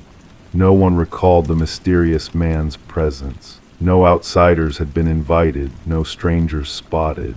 The secluded countryside property had been chosen precisely for its privacy. Facial recognition software proved futile, unable to penetrate the deliberate concealment orchestrated by the figure in every shot. Just as the case seemed at a standstill, Sarah unearthed more damning evidence in other family albums. Different gatherings, different years, yet the same enigmatic figure loomed in the background, always unnoticed in the fleeting moments captured on film. A digital specialist enhanced the images, unveiling obscure details, a distinctive scar, a peculiar ring, a partial reflection that hinted at hidden features. A breakthrough emerged from dental records. The teeth visible in one enhanced photo matched those of Robert Keller, a maintenance worker who had vanished after being linked to 3 unsolved child abductions in the region. Cases that had grown cold over decades, coinciding with the dates of the gatherings depicted in the photos. Keller had worked for the property management company, overseeing the vacation rental where Sarah's birthday had taken place. He held master keys to various rental properties in the vicinity sites where families had gathered, children had vanished. Authorities excavated Keller's former residence, unearthing chilling artifacts beneath the concrete. A hair clip resembling one worn by a missing girl, a toy car belonging to a vanished boy, a bracelet that Sarah recognized as her childhood possession. Each item told a tragic tale of lives interrupted, innocence stolen. Alone in her apartment, surrounded by the haunting images that had unraveled a web of concealed horrors, Sarah received a call from the detective. Remains found near one of the rental properties had been identified through DNA analysis. It was one of the missing children. As she gazed at the final birthday photo, the warmth of the candlelight casting a nostalgic glow on her family's faces. She sensed the figure's chilling presence once more, patient, calculating, invisible to all but the captured lens of the camera. The revelation connected dots across years, offering closure to grieving families while unveiling a sinister truth. The shadow in the family photos had been the harbinger of justice, his malevolent presence finally exposed after years of lurking unseen in the background. Sarah carefully returned the photos to their box, now transformed into damning evidence. They bore witness to the unseen dangers that moved through festivities unnoticed, leaving only a faint imprint on the fabric of time. Story 23. The inn was modest, antiquated, the type of place frequented by transient guests seeking only a brief respite. The receptionist handed her the key with a peculiar glance. "Just avoid the final door on the left," he whispered cryptically. Intrigue tugged at her curiosity. That evening, as she traversed the poorly illuminated corridor, she hesitated before it. The doorknob felt icy to the touch. The door appeared unremarkable until she pressed her ear against it. From the other side, a faint breathing sound emanated. Detective Morgan Reed wiped away drowsiness as she stooped under the yellow tape marking the crime scene by the entrance. The stench greeted her first metallic and acrid, a smell she recognized instantly. Blood had seeped into the threadbare carpet, darkening its already somber design almost to black. The room was a blend of contrasts: immaculate bathroom, untouched bed, and amidst them, the ghastly sight that unfolded. A young woman's lifeless form lay sprawled on the floor, her golden locks splayed out like a halo. Her vacant gaze fixated on the ceiling, her features frozen in what seemed like astonishment or dread. Reed knelt beside the victim, cautious not to disturb the evidence markers scattered around. "Third one this season," remarked the forensic expert, his tone devoid of emotion as he photographed the scene from various angles. "Same modus operandi as the others." Reed nodded in silent acknowledgement. The victim adorned elegant attire, a stark contrast to the neglected motel surroundings. A designer handbag lay open on the nightstand, its contents undisturbed. This was not a crime of theft. Another motivation propelled the perpetrator. The motel manager lingered anxiously at the threshold, his complexion pale. "She checked in alone, paid in cash. I never imagined," his voice faltered. "The maid discovered her during room service." Reed scrutinized the room once more. No signs of forced entry, no defensive wounds on the victim. Either she willingly admitted her assailant or was acquainted with them.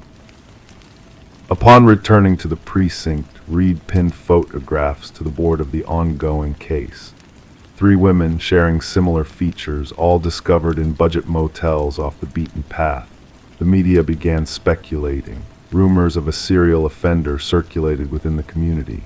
"The autopsy findings are in," announced Detective Hayes, placing a folder on Reed's desk. "Cause of death, manual strangulation. No trace of DNA under the victim's nails. No indication of sexual assault."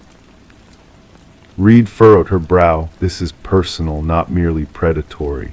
Days melded together as the investigation escalated. Surveillance footage from the motel yielded no anomalies. The victim, identified as Elaine Werner, was a meticulous financial analyst with no known adversaries. Her acquaintances described her as cautious, precise, not someone who would voluntarily choose such lodging. A breakthrough unfolded during Reed's interview with Werner's sister. She mentioned a man she was involved with, the sister disclosed, her hands trembling around her coffee cup. "A colleague, I believe. She was secretive about it, mentioned he was complicated. Married, perhaps," Reed lined in. "Did she disclose a name?" "She referred to him as C, that's all she disclosed."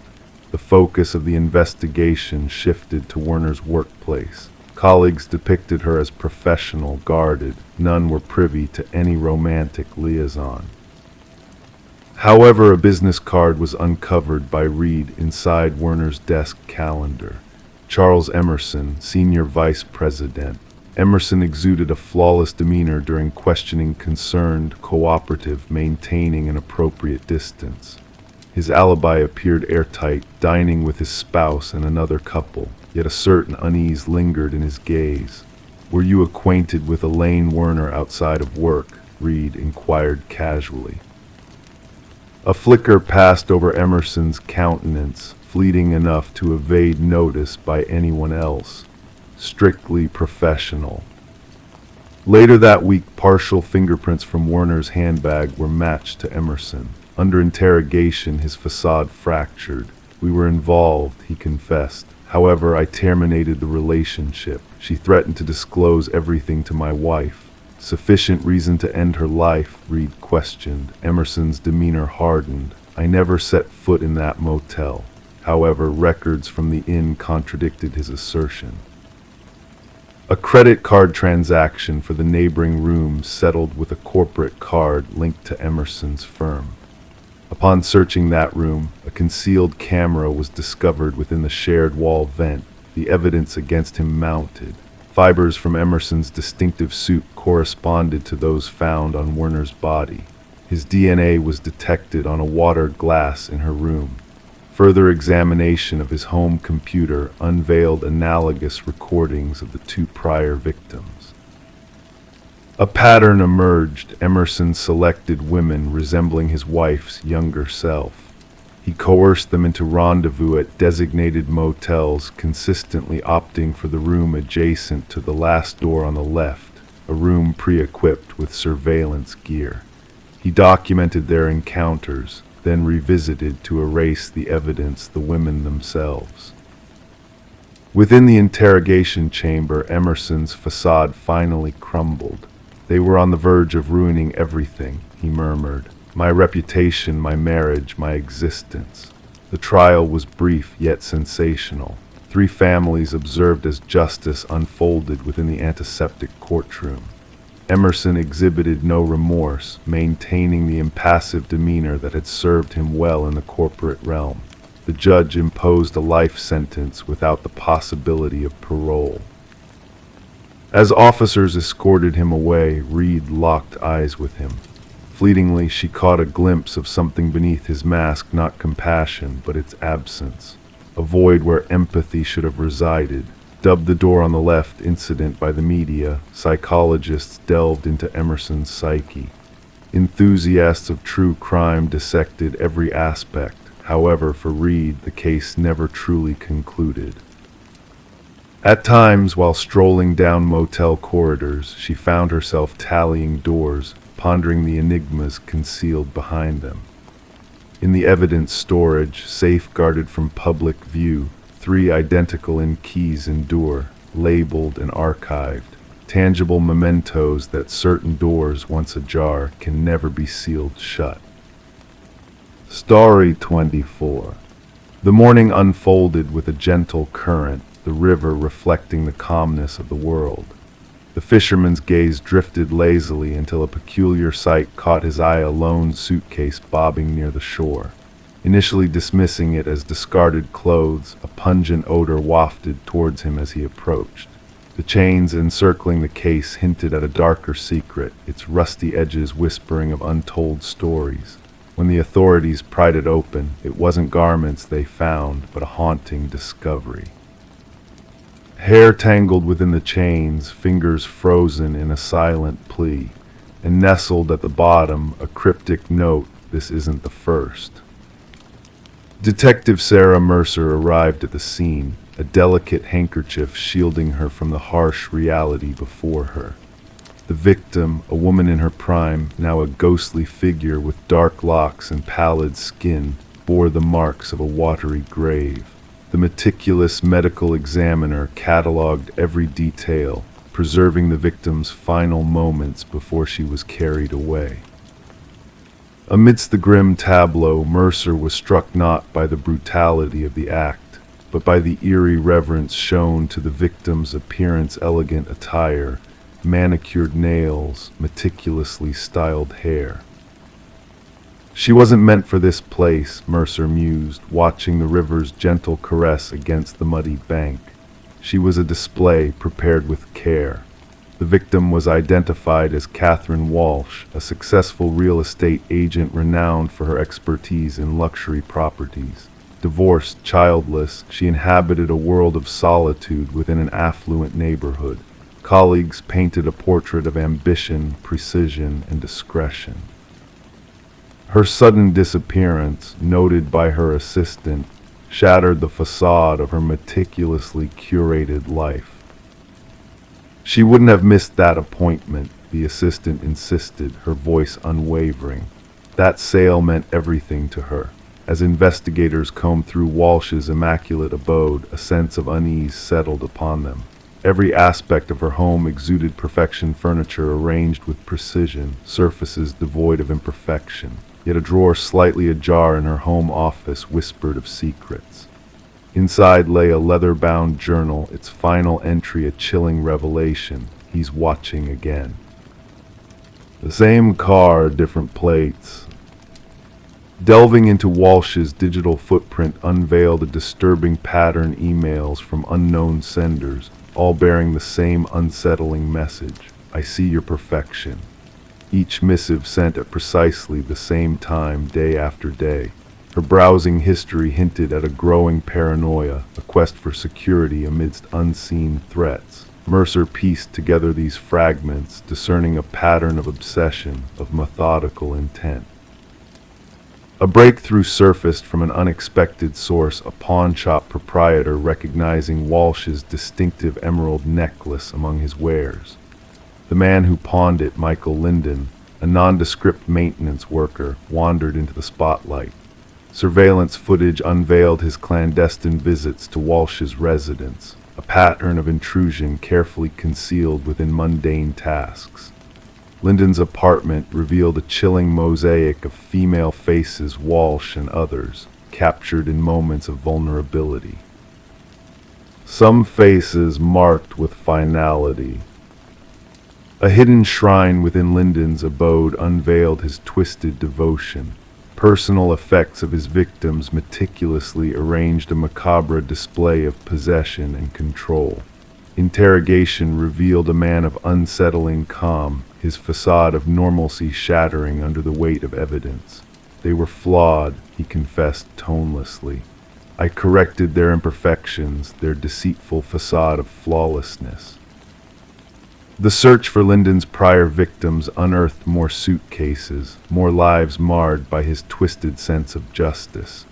Each woman bore a resemblance to Walsh, each a victim of his deluded quest for perfection. As the trial unfolded, Linden remained a stoic figure, unmoved by the horrors he had wrought.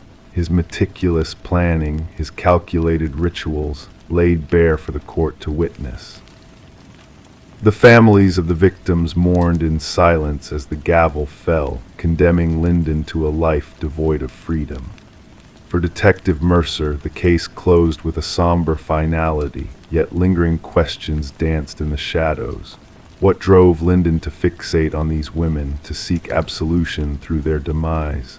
The river murmured its ancient song, carrying away the remnants of a dark chapter. But on Mercer's desk, the chilling notebooks remained a reminder that beneath the veneer of normalcy, darkness lurks, waiting to surface. In the depths of seemingly ordinary lives, a predator may dwell, masked in plain sight, a silent observer waiting for the mask of perfection to slip. Story 25. The aged envelope, its corners tinged with a soft yellow hue, bore a fresh stamp sent just a few days prior. The detective gingerly unfolded it, revealing a lone sheet of paper adorned with words typed hastily in an uneven, hurried font. I am sorry for what I did. The paper exuded a dampness, carrying with it a faint scent of iron that lingered in the air. It was only upon closer inspection that the reddish smear along the lower edge caught their attention. Not ink, but blood. Detective Sarah Morgan delicately slipped the letter into an evidence bag, her gloved hands moving with practiced precision. The forensic team's findings confirmed her suspicions. The reddish stain was human blood, a match to DNA from an unsolved murder that had plagued the department for years. The The victim, a young journalist named Rebecca Warren, had been discovered in her apartment, bearing multiple stab wounds. Her laptop missing, notes strewn across the floor, hinting that her death might be linked to an ongoing investigation. Despite numerous interviews and exhaustive hours of inquiry, the case had grown cold until this mysterious letter arrived at the precinct, addressed simply to the Homicide Division. Few fingerprints adorned the paper and envelope, only faint smudges suggesting the sender wore gloves. The postmark, however, provided a much-needed light after months of stagnation. Morgan gathered her team in the dimly lit briefing room, where the walls displayed a tapestry of crime scene snapshots, timelines, and suspect profiles that had led them nowhere. Pinning the letter's image at the heart of the board, she declared, "This changes everything. Our perpetrator shows remorse." Detective James Chen, Morgan's longtime partner on the case, scrutinized the letter. "Or perhaps they wish us to believe so," he countered. "The blood may be a theatrical touch, a taunt." The forensics team traced the unique typewriter impressions to a model out of production for decades, a rarity, yet not unattainable. They embarked on a quest, reaching out to antique stores and collectors across the region. As the investigation gained traction, they delved into Rebecca's life. Described as relentless by her editor, she was dedicated to uncovering corruption. Her recent assignment involved delving into a wealthy family entwined in local politics. With the family patriarch's recent passing, a disputed will and siblings accusing each other of deceit emerged. Interviews with Rebecca's boyfriend, Michael Barnes, unveiled subtle shifts in his demeanor since the letter surfaced: nervous glances, trembling hands. Rebecca mentioned being followed, he confessed. "I dismissed it as paranoia due to her investigation. I should have listened." While pursuing this light, a second letter arrived, bearing the same typewritten text and bloodstains. This time the message expanded. She possessed too much knowledge about the family. The inheritance, what befell the old man. I never intended for things to escalate. The trail led to the mansion of the deceased patriarch, where the eldest son, Richard, had an array of antique typewriters. His responses about them seemed rehearsed, overly polished. A breakthrough came when microscopic fibers on the envelopes matched stationery exclusive to the family's youngest daughter, Eleanor. Questioned, she disclosed Richard's request to borrow her stationery a month prior. A search of Richard's residence unveiled a concealed chamber with clippings of Rebecca, surveillance images, and a vintage typewriter akin to the one used for the letters. Blood analysis confirmed it belonged to Rebecca. Unforeseen was the connection between Richard and Michael, evidenced by substantial payments from Richard to Michael preceding Rebecca's demise. Confronted, Michael confessed. She uncovered proof that Richard poisoned his father for the inheritance. "I informed Richard, hoping to scare her off. I never anticipated he'd take her life." The puzzle neared completion when Eleanor presented a recording capturing Richard and Michael plotting against Rebecca. Richard's voice rang out. She must be silenced permanently. Richard's escape attempt ended in his arrest. The prosecution's case centered on the letters, typewriter, financial transactions, and Eleanor's recording. Opting for a plea deal, Michael testified. Throughout the trial, Richard maintained his innocence, blaming Michael for framing him. Yet the evidence left little room for doubt. The jury swiftly rendered a guilty verdict after a brief deliberation. As Richard was escorted away, Detective Morgan approached Rebecca's parents, offering a silent solace. While no words could mend their loss, the verdict delivered a semblance of closure. The blood-stained letters remained in evidence, a poignant reminder that even the most meticulous schemes leave traces, and that remorse, be it authentic or strategic, can unveil the downfall of those who believe they've orchestrated the flawless crime. Rebecca Warren's case became a cornerstone in detective training, illustrating that breakthroughs may arise not from advanced forensics, but from an archaic typewriter and the burden of guilt weighing upon a killer's conscience. Story 26: The Enigmatic Manor. The new owners brushed off the odd crackling of the ancient intercom system late at night as a charming quirk. It was a relic from a bygone era, long forgotten but still whispering secrets. One fateful night, driven by curiosity, the husband pressed the button, and a ghostly whisper echoed through the crackling speaker. "Why did you come back?" Startled, he recoiled, his trembling hands betraying his unease. His wife, hovering behind him, denied ever uttering those words. The Victorian manor stood in silent grandeur, nestled amidst ancient oak trees, its worn facade concealing a modern interior. Daniel and Meredith Parker, drawn to the property's history, had acquired it at an unexpectedly reasonable price, despite the real estate agent's uneasy demeanor during the sale. The intercom system, a vintage feature linking all rooms, had been a selling point for the couple with a passion for the past. Detective Sarah Reeves arrived at the property, the gravel crunching beneath her unmarked car's tires adding a haunting soundtrack to the scene. The call had hinted at a possible break-in, but the dispatcher's tone insinuated a deeper mystery. Daniel Parker, his pallor stark in the dim porch light, welcomed her, leading her through the imposing foyer. It all started with the intercom, he recounted, his voice tinged with apprehension. First, just static, then whispers, and eventually full sentences. My wife thought I was imagining things until she heard it too. In the living room, Meredith sat rigid on an antique sofa, her grip on an untouched mug betraying her inner turmoil.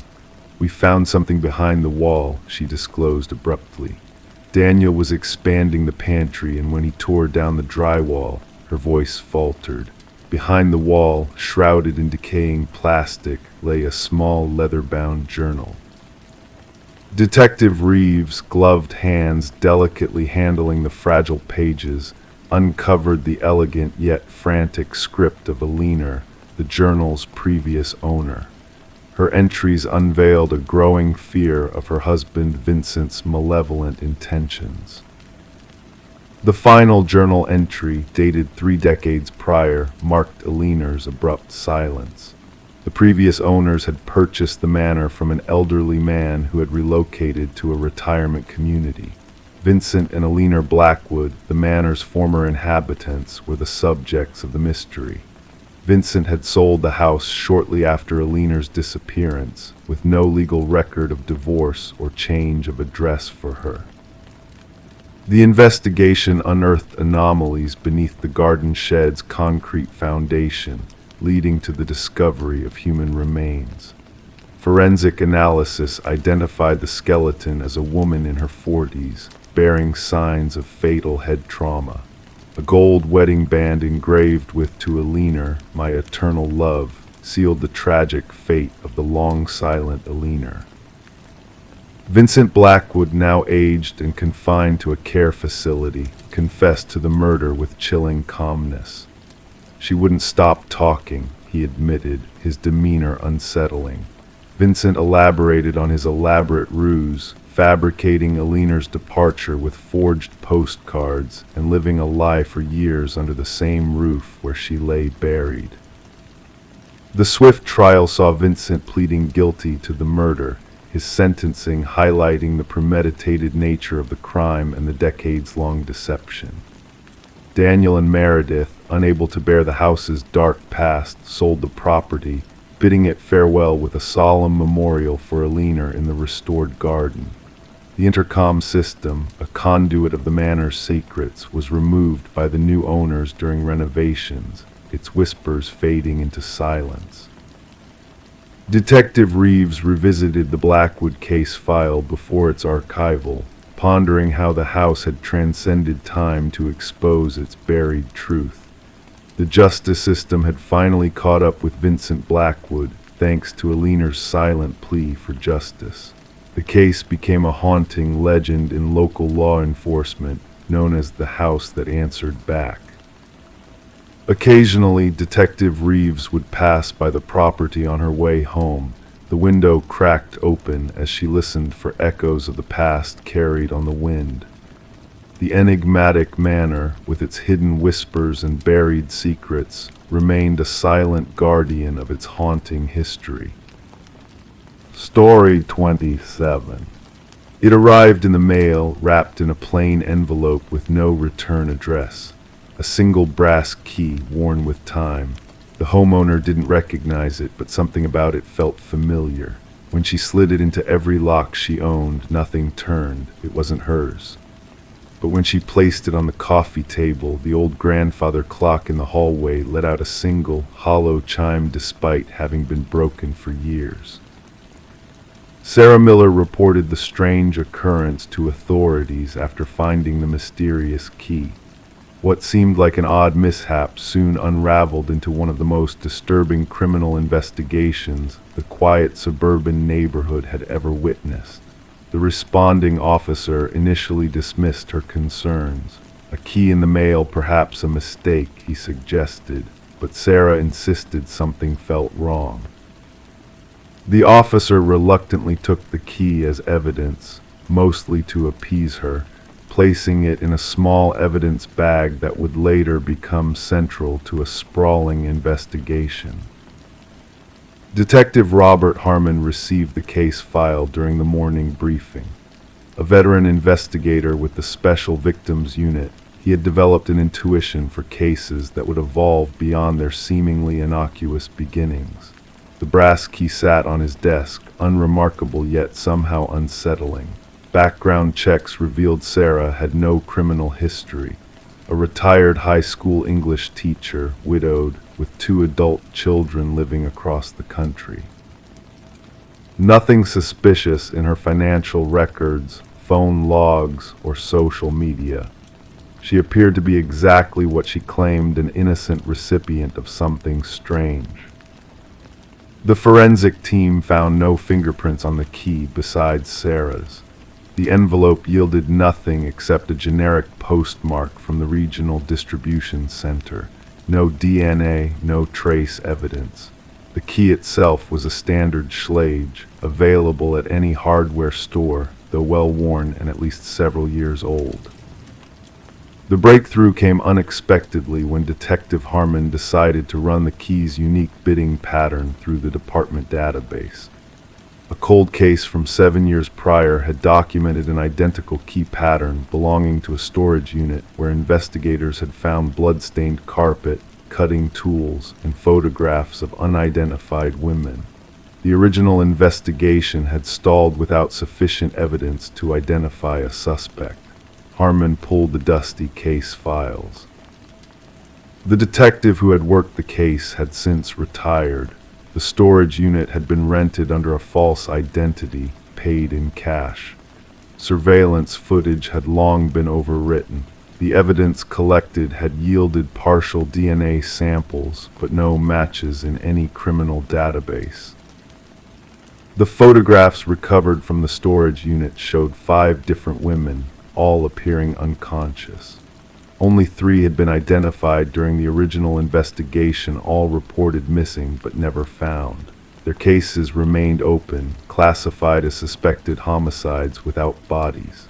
Sarah Miller recognized none of the women when shown the photographs. She grew increasingly anxious as the investigation proceeded, installing new locks and a security system in her home. The question lingered: why had someone sent her this key? Harmon ordered a fresh analysis of the original evidence using newer techniques. The partial DNA sample was expanded and run through genealogical databases. This yielded a distant familial match, a second cousin twice removed from the suspect. Working backward through family trees, investigators narrowed their focus to Harold Jenkins, who had lived 2 streets away from Sarah Miller until moving away approximately 6 years ago. His current whereabouts were unknown. Further investigation revealed Jenkins had been a substitute teacher at the same school where Sarah taught, though they had minimal documented interaction. His employment records showed scattered work history, long unexplained gaps, and frequent relocations. his former residence yielded nothing unusual upon inspection. Neighbors described him as quiet, unremarkable, someone who kept to himself, the common refrain that often follows revelations about predators hiding in plain sight. The big question remained unanswered: why send the key now? Why to Sarah Miller? Harmon theorized it might be a trophy, a warning, or perhaps a macabre invitation. The search for Jenkins intensified. His driver's license hadn't been renewed, no credit card activity, no tax returns. The digital breadcrumbs people typically leave behind were conspicuously absent, suggesting an intentional effort to remain untraceable. The true horror of the case emerged when authorities investigated a small cabin registered to Jenkins' deceased mother. Beneath the weathered wooden floorboards, investigators discovered a concealed room accessible only through a trapdoor. Inside, meticulously organized shelves held dozens of identical brass keys, each with a name and date engraved on a small attached tag. 5 keys corresponded to the women from the photographs. The remaining keys, 27 in total, presented a horrifying implication of additional victims previously unknown to authorities. Buried behind the cabin, forensic teams recovered human remains. The excavation continued for weeks as investigators unearthed multiple bodies in varying states of decomposition. Sarah received round-the-clock protection as the manhunt for Jenkins expanded nationwide. Behavioral analysts suggested the key represented a twisted invitation, Jenkins selecting Sarah as someone to appreciate his work. The press dubbed him the Keymaster, a name that spread rapidly across national headlines. Fear permeated the community as residents questioned how such horror had existed among them undetected. Detection dogs tracked a scent from the cabin into the surrounding wilderness. Search teams combed dense forest areas. Thermal imaging drones scanned terrain too dangerous for ground teams. The manhunt became one of the largest in regional history. A wildlife photographer hiking in remote woods captured an image of someone matching Jenkins' description. The grainy photograph showed a bearded man with hollow eyes carrying a backpack, heading deeper into the wilderness. Authorities closed in on the area, establishing a perimeter. Tactical teams navigated difficult terrain while psychological profilers predicted Jenkins would not surrender. They anticipated he might have prepared for this contingency with hidden supplies and escape routes. The final confrontation occurred when a patrol officer encountered Jenkins attempting to cross a river. Rather than surrender, Jenkins retreated to higher ground, where he barricaded himself in an abandoned fire observation tower. Negotiators attempted communication for hours without response. When tactical teams finally breached the tower, they found Jenkins dead from a self-inflicted wound. Beside his body lay a journal containing detailed accounts of his crimes, alongside a single brass key identical to the one Sarah had received. Inside a waterproof container, investigators discovered additional evidence, including photographs, maps marking burial locations, and personal effects taken from victims, a methodically preserved record of atrocities spanning nearly a decade.